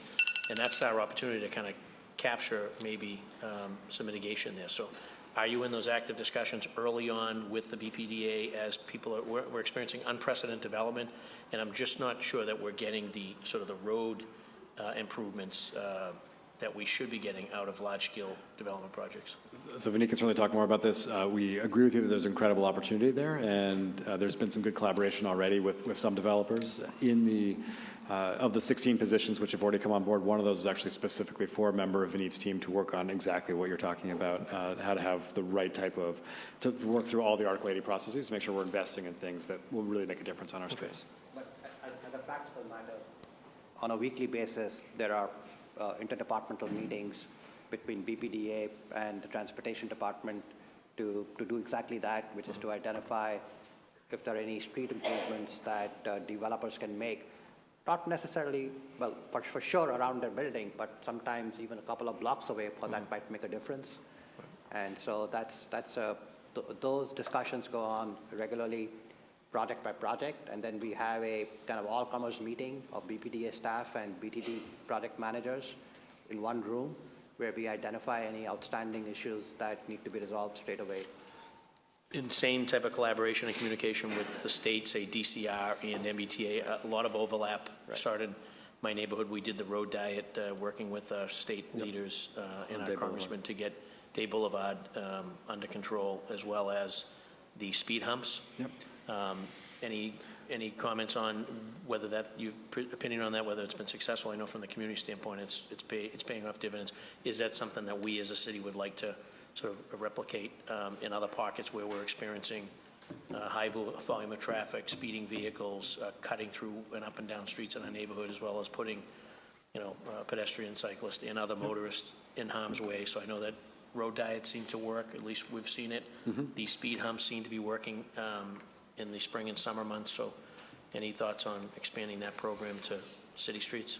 Our sense is that those interventions have worked well. There was definitely some feedback about some of the specific transition points, particularly for cyclists along that Day Boulevard corridor that we're mindful of. We have some very good, as we referenced earlier, very regular coordination with the MBTA on some of their investments, as well as with MassDOT and DCR. And as we think about that Day Boulevard transition to L Street, there's some work which I think we can continue to do to make sure that entire corridor works for everybody. Thank you, Mr. Chairman. Councilor Janey. Mr. Chair, and I know Councilor Edwards thanked a lot of folks from your team, but I wanted to make sure to mention Carla and Tracy, who I noticed came into the chamber, and I know he's not on your team anymore, but everyone has been so great. So I just wanted to shout them out. The interim commissioner, so welcome. How are you? Good, how are you? Wonderful. So I look forward to meeting with you and working with you moving forward. But I was interested, Chief, in knowing what the plans are to fill this position, whether or not there'll be a nationwide search, just what you're thinking. So before one of the things we're going to do, as you know. And this is no reflection on you, Commissioner. You can certainly be in the running. Just want to understand how our money's being spent. We have a moment right now where we can think about the right way to achieve sort of the goals that we all share, how we actually manage our streets well, how we build them well, how we maintain them well. And we're going to take a moment to figure out across public works and transportation Are there any sort of structural changes that we would want to think about? And we would do that before we would think about sort of. Right, and do you have a sense of your timeline? No, but it is I would say fairly quick. My sense is over the course of this calendar year that these things would be worked through. Okay, and several people have mentioned the 3D crosswalk, which I absolutely love and adore. Anything that can get us to a place where we're doing much more to share our roads between everyone. So I love the idea of 3D. I love raised crosswalks. I love the rapid flashing beacon. I love that. So I'd love to see more of that throughout the city and certainly in my district. In terms of parking, and parking permits in particular, you know, what is the plan moving forward? This probably came up before I got into the room in terms of the need to do. No one dared ask about parking. I know you're just kidding. You know, are we moving forward with some sort of audit, some sort of inventory to understand how does your office then determine which neighborhoods? So I've raised this with you before. Yes. So in my district, down Dudley, in the heart of Roxbury, there are parking signs, residential parking signs that say the South End, where that little school bus yard is. Yes. There are some over there near the new hotel. There's some there. Yes. So one, how does the city determine which neighborhood? I don't know how this happened, but those signs need to be removed and if we're going to have parking signs, then they have to reflect the correct neighborhood. So can you speak to how that happens? How do you determine which neighborhood? So my understanding, and this predates maybe every single one of us here, that there was an application that came, in that particular case, there was an application that came from residents, a petition that came from residents, and in their petition, the request was for South End. We are looking to sort of align the way in which we are thinking about neighborhood boundaries with the way in which the city generally does, which in this case would have mass ave. And so what's the timeline for that? Because in my mind, certainly you've got to look at that and figure out how to do the alignment. I support that. But in the immediate future, I think we need to rectify and correct what has happened, at least in this area. I know in other places where there are signs that have the wrong neighborhood, there may need to be a longer conversation where there are many more residents who are living in that area and who may identify their neighborhood as one neighborhood over another neighborhood. But we're talking Washington Street, we're talking a major corridor in our city, we're talking a commercial district that is clearly Roxbury. And so I'd like to understand when those signs will be removed and yeah. So we have met a couple times on this. One of the next steps, and Steve, I may be out of date on this, but we were going to, for that area between Washington, Melnia, Tremont, and Mass Ave. And Mass Ave, right. In that area, who have we issued South End resident permanent parking stickers to, and how do we sort of effectively do a transition in that area? So we were basically going to pull the list of everybody who's got an RPP sticker in that area and then work through that transition process. I don't have a timeline yet for you on that, and I will get one as soon as we have. That would be really helpful. That would be really helpful.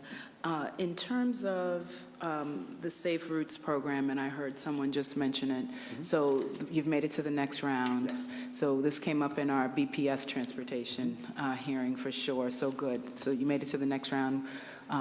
Anything that you need from folks from the advocacy community, from city councilors, in terms of letters of support, or you're good in terms of the process? We submitted everything a couple weeks ago for this. The deadline is gone. Yeah. Okay. But I think they know there's a tremendous amount of support for that particular application. Wonderful. And then parking continues to be a challenge in Dudley Square. It's a commercial district. 2 of our parking lots, or municipal parking lots, are up for bid now, or will be soon. I think 2 of them are out to bid right now. There's a 3rd one that will be soon. So we're losing a lot of the parking in the area. And business owners have raised this as a deep concern. What is the overall plan? Is it somehow connected to the parking audit? Are you looking at doing more residential stickers? Are you looking at doing meters? Like, what is the overall parking plan for Dudley Square, but any commercial district in the city? So I can start, and Vinny, feel free to join in. This came up obviously last night at the community meeting. There's work that with each development that we are doing to figure out what the right sort of balance of parking is. I will say, in that area, we're mindful that there's, we need to sort of dive in and really figure out what's the availability of spaces, which is so that we can better manage those spaces. And also, as we've long talked about, what's the right way to find alternatives such as better bus or bike or walking connections to also work better in that area. This is an investment that we need to do, which is part of the $40 million sort of roadway investment the city's making around Dudley No, Square. and that's very important. I think as we think about the new development coming in the area, they've got to look at a whole host of things, not just the parking plan. So absolutely, it's down Dudley, it's a major bus terminal. We've got to make sure that we've got the infrastructure for pedestrians and for cyclists. That's wonderful. But business owners do keep raising this as an issue, as well as some of the other groups. Residents do continue to raise parking being a concern in Dudley. And given that we have parking lots that cars are parked in now that will no longer be able to park there in the future, they just have to understand what the thinking is and what the plans are moving forward. So obviously this is an issue that has come up all over the city, particularly with small business districts. And so we have to find a way to manage our existing supply of parking spaces more efficiently so that there's not somebody parking there the whole day. And so one way to do that has been to install meters. And so that's what they did in the Austin-Brighton Main Streets district. And I've heard from many folks in the Dudley Square area that's something they might be open to, but it makes a big difference. And it's not about the revenue, it's about generating turnover. So The turnover, yeah. Yeah. And I just think moving forward, very important to engage various stakeholders in that conversation. And there are also some municipal parking lots that will continue to remain as municipal parking lots. And so I think advertising their presence, people might have to walk an extra 3 or 4 minutes to get to a small business from those parking lots. But in the past, we've tried to create a little map of all the parking lots that are municipally owned or owned by the BPDA that are still kind of viable. So people are aware of those parking lots and can park there. Okay, thank you. Thank you, Mr. Chair. I'm going to call 3 folks, and they didn't check the box, but Eliza Parad, Emmanuel DeBarros, no? Sarah Freeman? No? Oh, okay. Thank you, Eliza. Okay.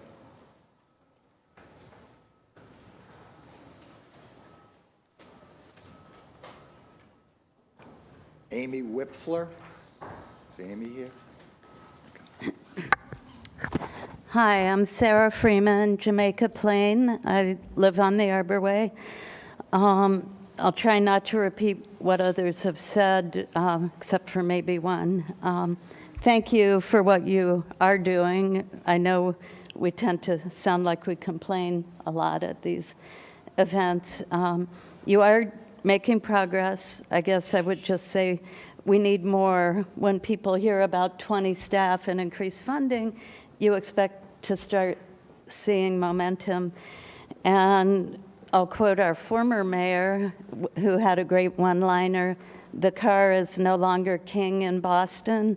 I don't remember how many years ago that was, but it still feels like the car is king in Boston. And I know in my personal acquaintances, a lot of people are biking, more would bike, as I think Councilor O'Malley said, if it felt safe. I'm 68 years old. I don't heal as well as I used to. I'm afraid to go certain places. And paint doesn't make it feel safe, especially near where I live. So every trip I take starts at my house. Within a quarter mile at a meeting last night, and it's DCR, not city, there are 4 street lights that have been knocked down by cars. So that doesn't make you feel like, well, gee, if you were beside that car or between that car and the pole, it just is a big broadcast that cars don't stay on the road here, which is another whole issue. Okay, so my biggest bone to pick is actually the gaps in the network. And I think you've talked about being strategic and looking at corridors, but one gap can be enough to discourage someone from making a trip. What else did I want to say? Oh, about the timing. I know it's not easy, and streamlining is not as easy as it sounds, but I think it was 2 years ago when there was a city forum at English High and all the departments were present. Might have been June of 17. We heard exactly what Vineet said today, that the Hyde Square, the Center South Streetscape, Hyde Square is funded for implementation, the rest is funded for design. It would be so helpful to know we have this scheduled for 2 years from now. Like, I think people understand you can't do it all at once, but are we 5th in the queue or 50th? And then people just have a feeling of confidence that it's going to happen, but maybe not right away. And not to pick on individuals. Is that a 2-minute warning? 3. Stephanie and a couple others who aren't here today, we're on a walk, and this is also DCR, but we're Boston residents, around Murray Circle by the Arboretum, a place where you expect pedestrian traffic. A missing crosswalk. This was March of 18, so over a year ago. When DCR repaved a street, or not sure if it was City or DCR Center Street, there weren't ramps, so the crosswalk didn't get repainted. A year later, the crosswalk, that's actually been some time.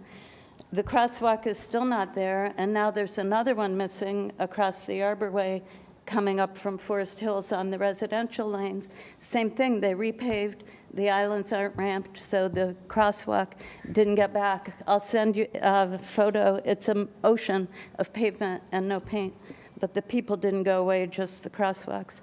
Thank you. Oh, do I have time for red light cameras? I'm not, I'm not keeping an eye on the time, I'm sorry. It makes no sense. Either you have them or you don't. If they use them for toll evaders, then use them for safety. The money and the safety are being treated differently. Thank you. Thank you. Mara Holland and Ryan Christman. Oh, okay. All right. Hello, thank you for having me. My name is Emmanuel. I am a resident and a voter of Boston and also a community organizer with the Boston Cyclists Union and also a Blue Bike ambassador. Just came from an event this morning. Since high school, I've been advocating for equity in Boston and Massachusetts for transportation, education, youth jobs, and jobs in the private sector, and even for housing. I worked, went to school, and lived in Roxbury and Dorchester, and also in the area where I live in Boston. And also I now live in Charlestown. I've been there for now a year now. And I also get around the city on my bike and also use public transportation. I already started biking when I started working the night shift at Stop and Shop, so that would start at midnight and end in the morning around 7 or 8 o'clock. And around that time, the MT is not running, so the Blue Bike was very valuable for me to get to work and get back home in the morning. And also, now I'm living in Charlestown. I see the inequality of bike lanes and bike routes towards Roxbury and Dorchester. And I'm here to ask that, also thank you for city councilors that also met with members of the Boston Cyclists Union over the last month, and also supporting the capital, and also those who supported the proposal for triple capital funding for strategic bike network and Visual Zero. For those who weren't heard from the Boston Cyclists Union, we are 1,200 members and hope that you stand with us for safer roads and connected bike routes. And also here because for projects to fill up the critical gaps in the network. A good focus would be connecting communities of Mattapan, Dorchester, Roxbury, and Hyde Park to like major other city bike networks from downtown even all the way to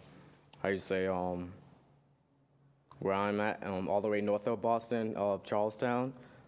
Also, with the new, I know that Blue Bikes will be adding more stations for the expansion projects that we did last year. One thing that was very inspirational and very proud of was when I was stationed at Mattapan, Grove Hall, around Common Square. People say how valuable those stations were because they were outside our perimeter of our system. And even adding those more stations in those areas to be more dense would be guarantee people to have access and even affordability because there is the low income program with Blue Bikes. And also they give them accessibility to get to the city more safer and on a bike. And with more bike lanes and protected bike lanes, people will see the visibility and have access to work and appointments around Boston. Thank you. Thank you.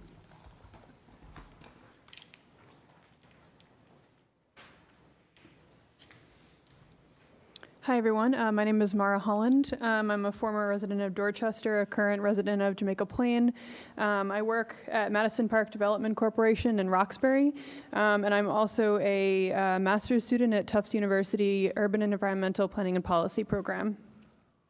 I have 3 quick points that I'd like to make. One is, well, let me start by saying I'm happy with the increased funding for a lot of these infrastructure projects. I'm looking forward to seeing the city accomplish their own goals in the 2030 report. My first point is around equitable distribution of maintenance of these new facilities. As I'm sure many people are aware, last year Megan Irons wrote a Boston Globe article about the inequitable sidewalks maintenance around the city. She said 65% of the sidewalks in Roxbury and Dorchester are either in fair or poor condition, and by contrast, 68% of the sidewalks downtown and in the Back Bay are in good condition. I'd like to understand a little bit more going forward about how we are going to maintain all of these new systems that we're putting in place equitably in all of the different neighborhoods, not just downtown. My second point is around community engagement. I do community engagement for work, so it's a very important aspect for me. I'd like to just talk briefly about an example of inequitable community engagement that I've seen recently. As a resident of Roxbury, I've been sort of aware of the JP Rocks planning process that's been going on. The JP Rocks planning process provided online maps for people to talk about transportation issues. So you could provide online comments and you could also see other people's comments. They also did tabling in Eggleston Square where they talked to people on the street about issues relating to transportation. And their outreach was multilingual. They had outreach both in Spanish and in English, which was great. I work in Roxbury, and the Plan Dudley process had none of this. By the city's own data, they're almost around 40% of Roxbury is Spanish speaking. Why was there not multilingual outreach done for that? Why was there not on-street outreach done for that? And there was no online presence for the planning process. So going forward, I would really like to understand what the standards are for community outreach around these different processes. I think that it's very important for us to have the top 3 languages in every neighborhood accounted for and translated for in these different planning processes so that more people can be involved in those planning processes, because at the moment they can't. And my third point is around we need new ideas to solve our transportation problems. We need to embrace new ways of doing things. As I'm sure we're all aware, Boston earned the title of most congested city in the United States in a report earlier this year. Almost done. And there's been some really great examples and models from other cities to solve some of these problems. Councilor Wu has suggested parking permit fees. She suggested other policies around making the T free, which I think we should all consider. Bus bike priority lanes are really important for us to think about making transportation easier, more convenient, and more able for folks to take those modes of transportation. Also wanted to just bring up a comment that was made earlier about we need more time to think about solutions. Really, there are endless effective models from other cities, both nationally and internationally, for us to solve some of these issues. And I think we don't need time to think and plan more. I think we need more implementation. In addition, I just want to leave with a quote that says, if we continue to do what we have been doing, we'll get the same results. So I really would encourage us to think about embracing new policies and embracing new plans for us to solve some of these problems. Thank you.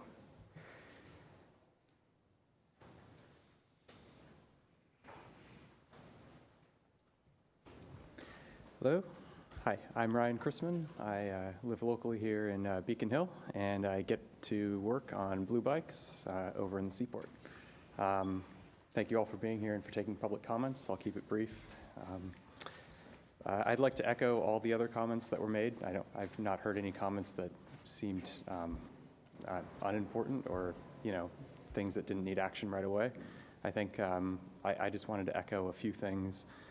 Because I get around by bike, but my wife can't because she doesn't feel safe just getting over to the new bike lane on Beacon Street or just getting over to the Southwest Corridor Park. I talk to people at work. They want to get around by bike too. They really do. But it's those little gaps, and just, again, echoing the issue about the gaps. Those prevent them from actually getting to work in the Seaport where, the Silver Line is at 125% capacity and, the Red Line is a little bit of a walk. You can get there very easily by bike if you can get to those protected lanes that exist already. So it's filling in those gaps that's so important. In the meantime, with the current network and by building a little here and a little there, we end up with a network that is an unconnected network that doesn't serve anyone very well except for people who want to go along a certain piece. That just happens to be connected. So it seems like an incredibly underutilized thing to have. And so just putting more of a push for funding for these good folks here who can complete the network and get it all together would really, I think, pay off in a very, very big way and pretty quickly. But it has to be connected first. So that's all I had to say. Thank you much. Thank you. Councilor Flynn. Thank you, Councilor Siomo, and thank you to the panelists for being here for such a long period of time, and I apologize for stepping out a while back. Chief, one of the issues I continue to hear in South Boston is on Broadway, where the South Boston courthouse is. It's kind of on the top of the hill, and people traveling to and from that area going at a great deal of speed. But we'd love to see a crosswalk there and slow down the traffic, especially in that area. People coming into the courthouse all day long. Any thoughts of what we can do or what a time frame might look like? So I know the BTD team has taken a look at exactly this. Obviously, if I'm not mistaken, there's a pedestrian ramp in front of the courthouse, one on the opposite side of the street, no crosswalk in between. That does cross, I believe, 2 lanes of travel in each direction. Yes. So we certainly hear you on the there's an interest in pedestrians crossing and crossing near there, an interest in doing better traffic calming in that corridor, and we are happy to work with you on that. Whether or not the solution is a mid-block crossing there, though, I think we want to take some time and get it right to make sure that crossing actually is safe, or that we're making sure the pedestrians are safe, and that we are lowering speeds in that particular area.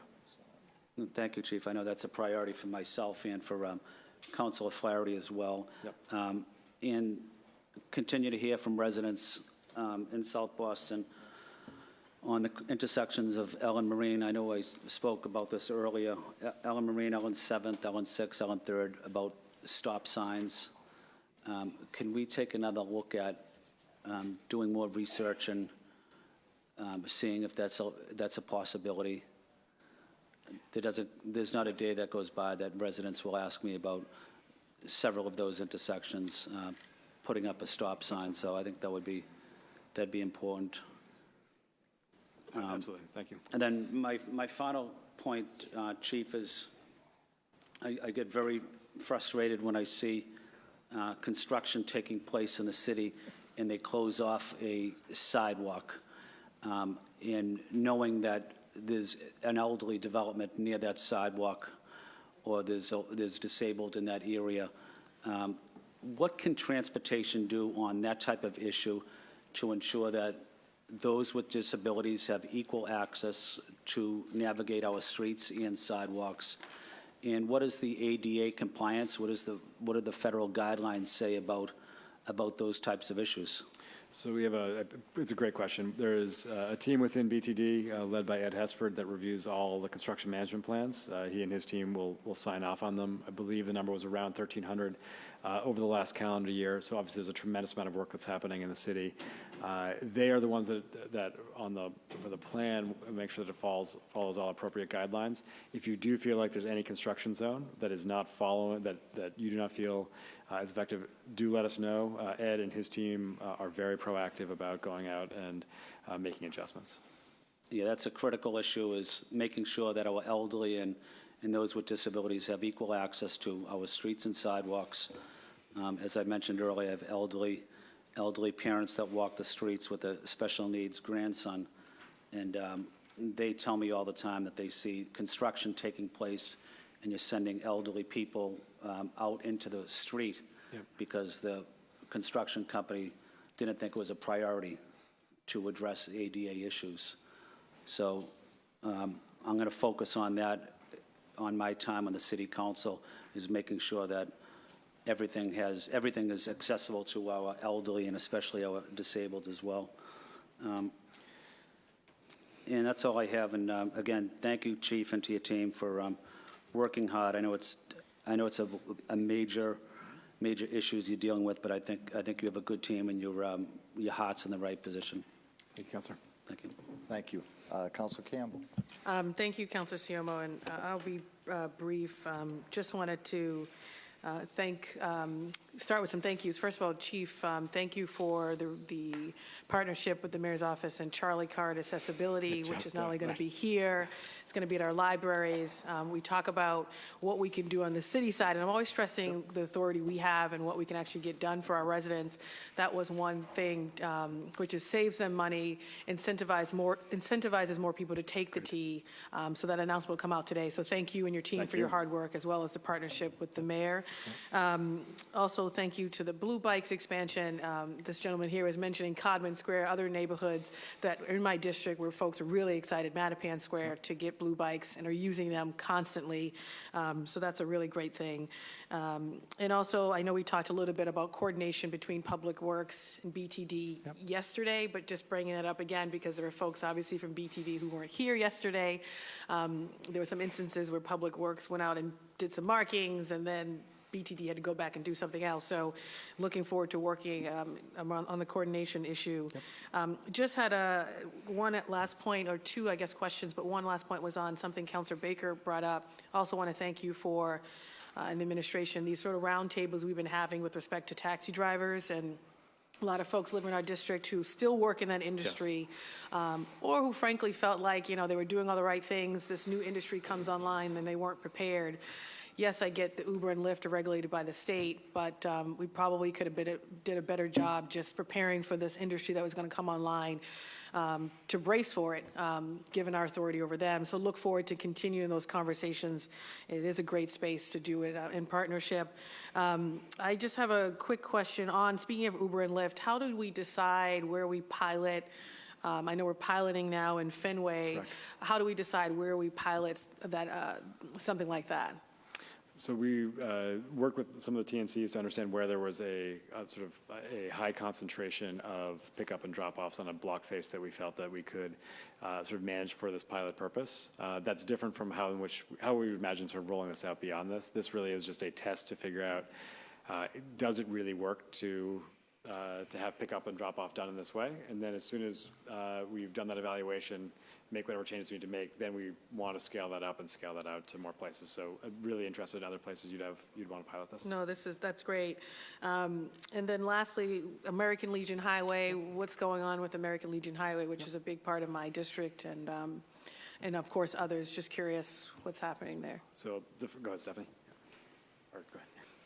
We are collecting more data to do an analysis of if it's possible to drop travel lanes in some locations in hopes that that will help calm the speeding and the drag racing that happens there, as well as provide more continuity with the bike facilities that are somewhat existent.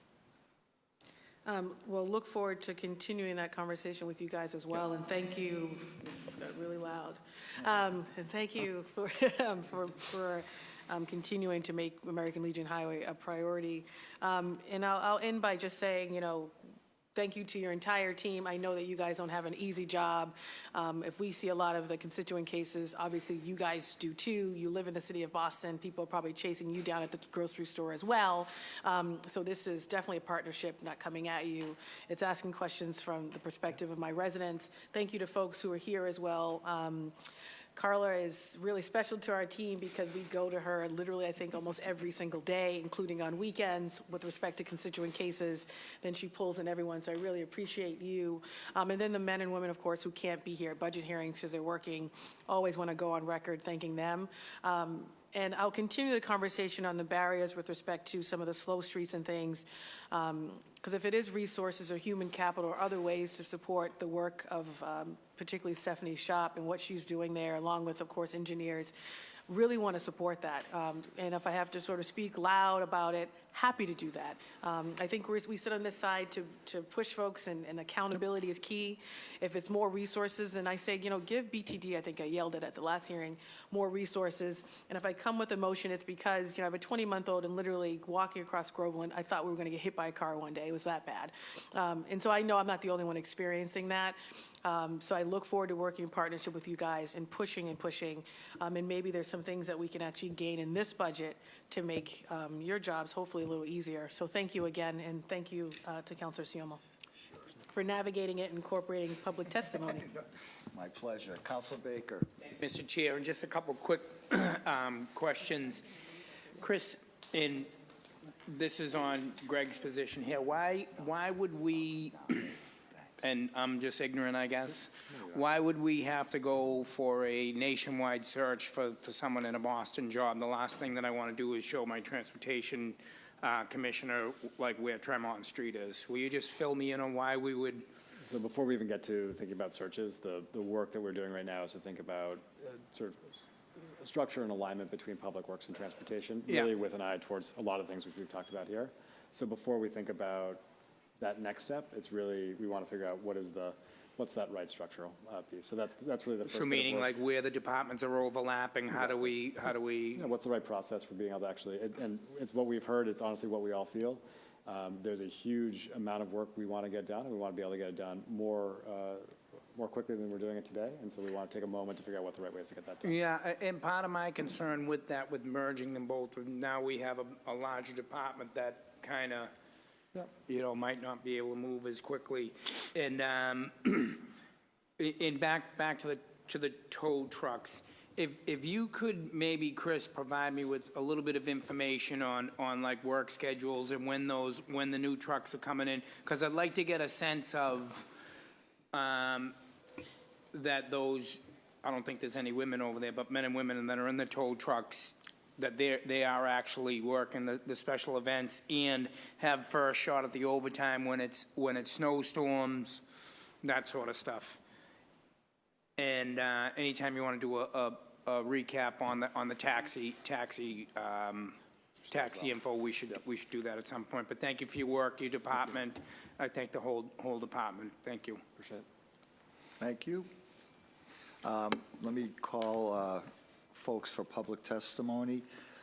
Nate Kaufman, Matt Lawler, Sutton Kiplinger. Hey, when they were on their way up, I didn't hear the answer about the parking inventory. Yep. What kind of methodology is the department using to do that? It's a great question. So there are a number of different folks who provide this type of approach, and there's Sorry. funding in this budget. We want to figure out the right way, we want to understand what our research questions are, and then we'll find the right partner associated with Right. that. There's, anyway. Do you anticipate a huge cost for this, or do What's you currently have in a the vendor? budget for the curb study is $225,000. And we think that'd probably be, that's to not answer bad. some of the key questions we've got. Great, thanks. Sorry about that. I don't know if Nate Kaufman is here. I think he might have. So I'm Matt Lawler. He's not. Okay. Okay. Great. So I know it's been a long hearing. So I'm Matt Lawler. I'm with Walk Up Roslindale, and we have about 400 followers, 450 followers on our Facebook page, and a steering group of residents of about 20 to 25 folks. So I'm here representing them. And just want to say I'm thankful for the opportunity to testify. We appreciate all the work that's been going on in Roslindale, especially the Birch Street Pop-Up Plaza, which the mayor visited this weekend and saw Chris there. The walkable Main Street work that was done in the square recently, the Walter Street Safe Crossings, and the Washington Street AM peak bus lane, so the bus bike lane that the folks have referenced. I just want to offer 4 quick comments. The first would be related to that last point about the bus lane. I think we do need to sort of continue to focus on that pilot. It was piloted. It's had some of the elements of a full bus installation, a full bus priority lane, but I think we need to sort of get it all the way there. So Livable Streets has focused on this, and they've been our partners in advocating for this. So the things that they're looking for, and I think we're looking for too, would be stop consolidation along Washington Street. There's still probably too many stops between the square and Forest Hills. Signal priority in this corridor. I don't think there's any currently, and certainly up near Forest Hills, that would be something that should be looked at. Connecting this bus lane all the way to Forest Hills, once you get to Ukraine Way, it kind of drops off and you're in general traffic with everybody else for that last little bit, which can be sort of the most time-consuming part of the trip. And then finally, the PM peak improvements. So the southbound afternoon is an issue as well. We've known that for a long time. So we'd like to start the planning for that and get into a conversation. We know that's more complicated than the northern AM peak period, but we want to have that conversation because we do think that there's benefits there for bus riders as well. Second thing I would say is we strongly support the call for BTD to add a data analyst for crash data. That data is critically important to know what's going on, analyze crashes, really understand what's causing the crashes, and then work to push our Vision Zero work forward. So we need to know that, and not having that position right now is a problem, so I think it would be great to fund that. We do remain concerned, as has been mentioned by many counselors, about the slow pace of the Neighborhood Slow Streets program. Just enough said, we know that everybody's working really hard on it, but the program is really important. Everybody should live on a safe street. And then finally, I would want to add our strong support for the bike budget that BCU is pushing. The bike network is expanding. We've heard that. It's still too disconnected, and I would even stronger than Sarah put it, any missing link in the network is a reason for lots and lots of people not to bike because they don't feel safe. So we've got lots of disconnected links at the moment, and we're not seeing the benefits of the greater cycling desire in the city. So we've got to connect the bike network better, and so I hope we're more thoughtful in sort of every piece of the network we do from now on is connected to some other piece instead of just sort of isolated pieces. It's 2019. We should be doing a lot better with this. And I will stop my comments there. Thank you.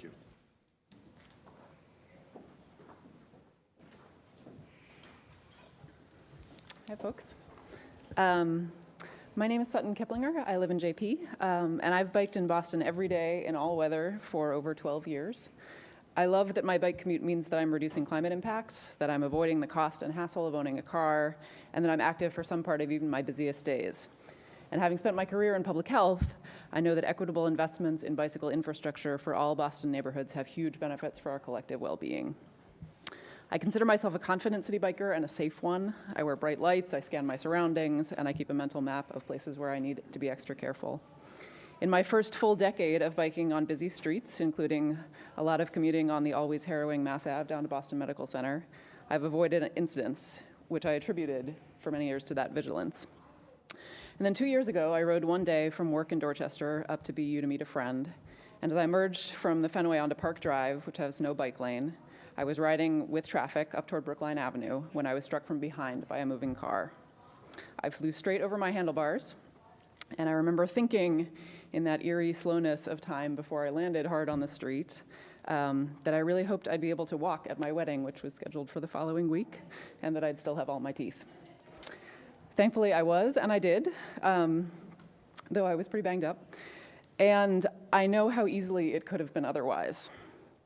If that driver hadn't started braking by the time of impact, I would have landed further and harder. If she had hit me at even a slightly different angle, I would have been thrown into moving traffic in the next lane. That day, I waited for nearly an hour for the police to arrive at the crash site as I was gauging my injuries and trying to calm the distraught driver as it got dark and cold. Because Park Drive is owned by DCR, when the state troopers came, they described confusion between themselves and BPD about who was supposed to respond to the call. I've since learned that the challenges around coordination between the city and the state and a tendency to pass the buck has also prevented improvements to pedestrian and cyclist safety in this notoriously dangerous area. The costs of that inaction obviously are profound, as we know that just this past February, a driver struck and killed a cyclist, children's librarian Paula Sharaga, at that same intersection. All my greatest vigilance could not have prevented a crash from behind, but good infrastructure could have. It means a lot to me. It meant a lot to that distraught driver. Good infrastructure also matters to the teenagers I've worked with over the last few years in Roxbury, Dorchester, and Mattapan, who say they'd love to bike to school and to their jobs, but the cars are too crazy and they think that I'm crazy for being out there with them. Good infrastructure saves and enhances lives. I encourage the city to dedicate the increased funding proposed by the Boston Cyclist Union to build the bike network envisioned in the Go Boston 2030 plan and to ensure that all Bostonians in all neighborhoods have the array of safe and affordable transportation options that will help our city thrive. Thank you. Thank you.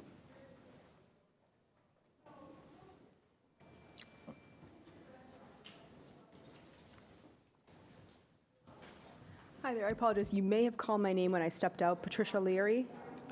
You are next. Oh, so I knew yes. right when I stepped out, that's not what he called. So I apologize for that. So thank you for the opportunity to share some thoughts on the mayor's proposed transportation funding in the budget. My name is Patricia Leary. I'm the Community Advocacy Director with the American Heart Association here in Boston. We are the largest voluntary health organization in the world, working to build healthier lives free of cardiovascular diseases and stroke. So I'm going to share a few thoughts here, but I did send in some lengthier comments last night to the council, so I'll keep my comments brief right now. So the American Heart Association supports initiatives that create more livable and active communities and advocates for sustained funding to assist communities in implementing active transportation networks. We support the proposed investments in transportation put forth in the mayor's proposed budget and urge you to support the proposal as well.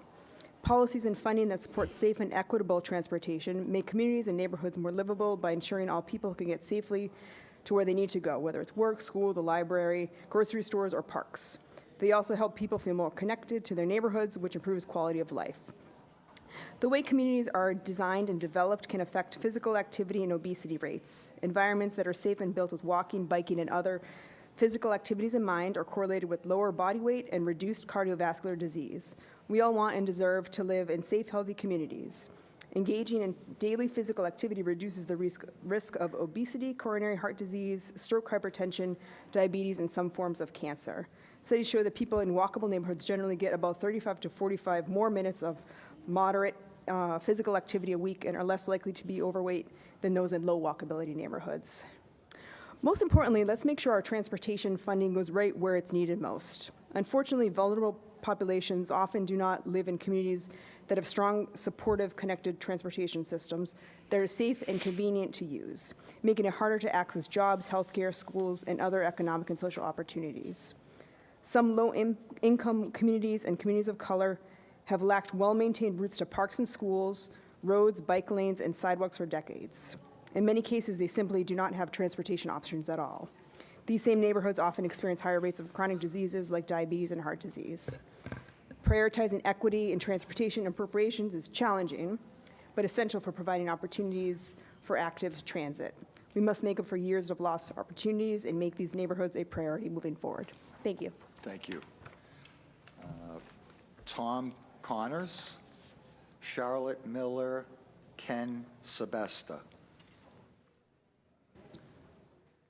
And that's all I have on my sheet, so if anybody else wishes to testify, you can come up after these folks.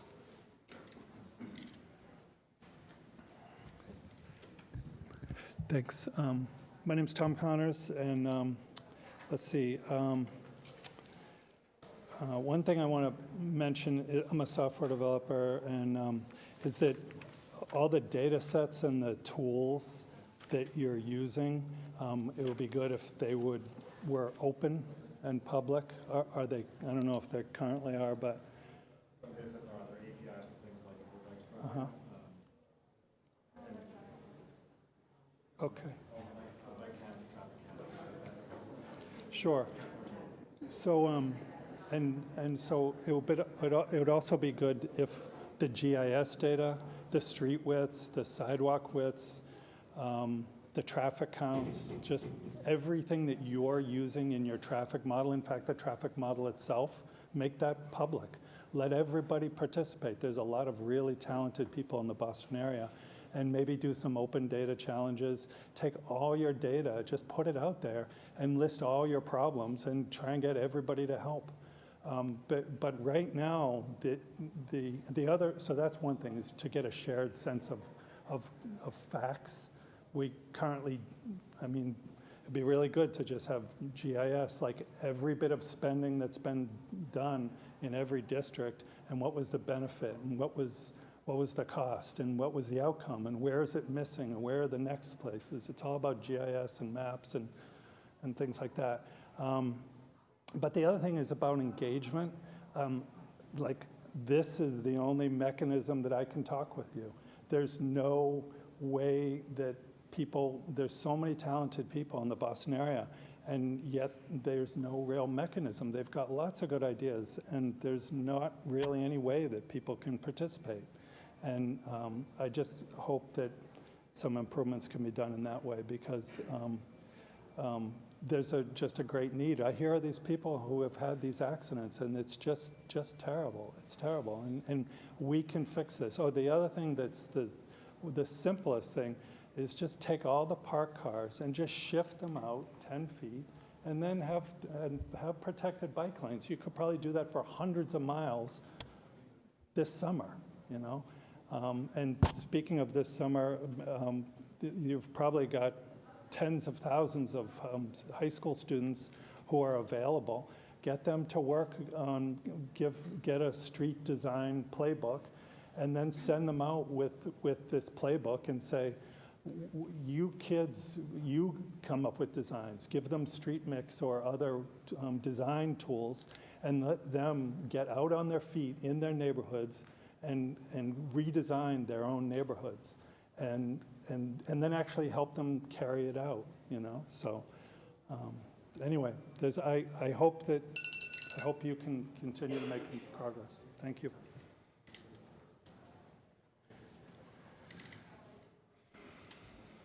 Hi everyone, my name is Charlotte Miller and I live in Jamaica Plain. I'm a student at Boston University studying public health, and I'm also a member of the Boston Cyclists Union. Since I've been here in Boston for the past 2 years, I've become an avid cyclist. And for me, cycling is not just an affordable mode of transport, it's also a liberating act as a woman to take part in an activity which is dominated by men. There are very few factors that would prevent me from cycling, not even the rain or the Boston weather in the winter. But being hit by a car is one of them. 10 days ago, I was struck by a car on Center Street in Jamaica Plain by the Bank of America. I was cycling home from work and I was wearing a helmet and lights when a driver opened his door into the bike lane without looking. I flew off my bike and landed onto my back while hitting my head on the road. I ended up in the hospital and came out with a fractured finger, an injured shoulder, and a bruised body. Since then, I've been unable to study or work due to the pain. But what's worse than this is the emotional trauma that bike accidents cause. I'm now anxious crossing the street as a pedestrian. I've lost sleep with worry about who pays for all this. I feel scared when I see cyclists on the road, and I've not got back on my bike. These things will take time to heal. Unfortunately, I'm not the only one who's been involved in a bike accident. In the past year, there have been 19 bike accidents on that same street where I got hit, and 454 in Boston at large. These only include reported crashes, so the number is actually much higher. Luckily, most of these crashes are preventable with safe bike infrastructure. Where I was hit on Center Street, there are painted lanes between moving traffic and parked cars, but painted lanes are not enough. Center Street is a high bicycle corridor, and we need protected bike lanes to prevent crashes like mine. This means posts or planters that separate cyclists from cars and not painted bike lanes. In 2013, Boston's Bike Network Plan called for completing 21 miles of protected bike lanes by 2018. Boston has built barely 6 since then, while other cities are racing ahead of us. Minneapolis built more than 6 miles of protected bike lanes last year, and New York City built more than 20. Boston needs to do more. I urge Boston City to increase funding for Vision Zero to $12 million and the Strategic Bike Network to $4 million, as suggested by the Boston Cyclists Union. This increased funding would create more protected bike lanes to prevent cyclist injuries and fatalities. It would increase funding that would put me back on my bike and allow us cyclists to ride safely and without fear. Thank you.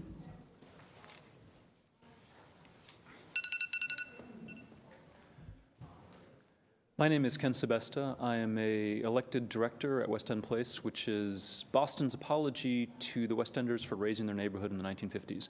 I represent a mixed income and mixed age community with a large number of people who are mobility impaired. Sharing my story, 3 weeks ago, I was hit by a car with my puppy while we were crossing the 3 lanes of traffic in front of our building. A couple months ago, November, I biked past a pool of blood, the very last testament that Meng Jin had to offer this world, and he was struck and killed outside the Museum of Science. Middle of last year, I was hit by a car while biking down Cambridge Street. The car inserted itself, the driver inserted herself, between the truck to my left and myself, pushing myself into the parked cars. In approximately April of last year, I rear-ended a car which, by the College of Music, Berkeley College of Music, turned in front of me while I was riding on the green paint at Mass Ave. In all these circumstances, and the others, where I have been lucky and others have not been so lucky and they've been killed, ones which have happened in my proximity, 2 at Boston University, 1 at the Boston Garden. These situations, they're difficult to understand. They obviously affect me personally, but they affect us. Somewhere along the way,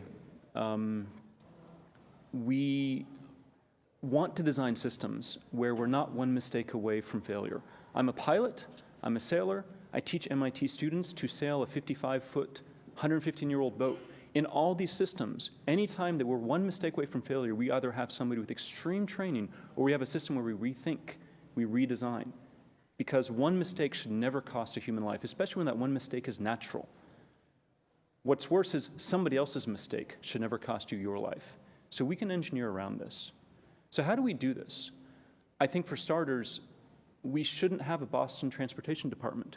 We should have a Boston Mobility Department. It accomplishes many of the same things, but the way we think about mobility is a right. Mobility is a human right. Transportation on several wheels, whether they be 1, 2, 4, or more, is not a human right. Mobility is a basic human right, the ability to move ourselves as best we can. So I would like to see a Boston Mobility Department, and if you guys wanted to spend a little bit of money to see whether that would work in a political and civic level, that would be a great use of some of your funding this year. I would also like to see a conversation about how we define fair. What is fair when we talk about parked cars on the side of the street, and those parked cars prevent me from having a bike lane, when those parked cars prevent workers from being able to get to their jobs faster because of the lack of a bus lane. What's the economic cost? How do we define fair so that fair isn't just in terms of is everybody following the exact same rule about red lights, is everybody following the exact same rules about finances? Lastly, and most importantly, as a scientist, as an engineer, I don't get anything done if I don't have a definition of what done is. And I feel so much for you guys because you're working in this domain where you haven't been given clear definition of what done is. When are you done with eliminating parking or adding bike lanes? When are you done with expanding a road or improving stoplights? I would love to see a definition of what done looks like for the bike network, and then work toward that. I'd love to see what definition of done looks like for speed across the city, and work toward that. Use every tool you have at your disposition, whether it's congestion fees, light cameras, wider roads or narrow roads. If you don't know what done looks like, how can we agree and support you in your trip? Thank you very much. Thank you. Thank you. Let me adjourn this hearing by saying we thank you, your entire 429 employees, and especially Carla. She got numerous shout-outs today, and I want to give one to Steve, too, who's been a great partner when we did the Boston Landing site. That was a huge endeavor, and he played a key role. So with that, I want to thank you for your time, attention, and talents today. This hearing is adjourned.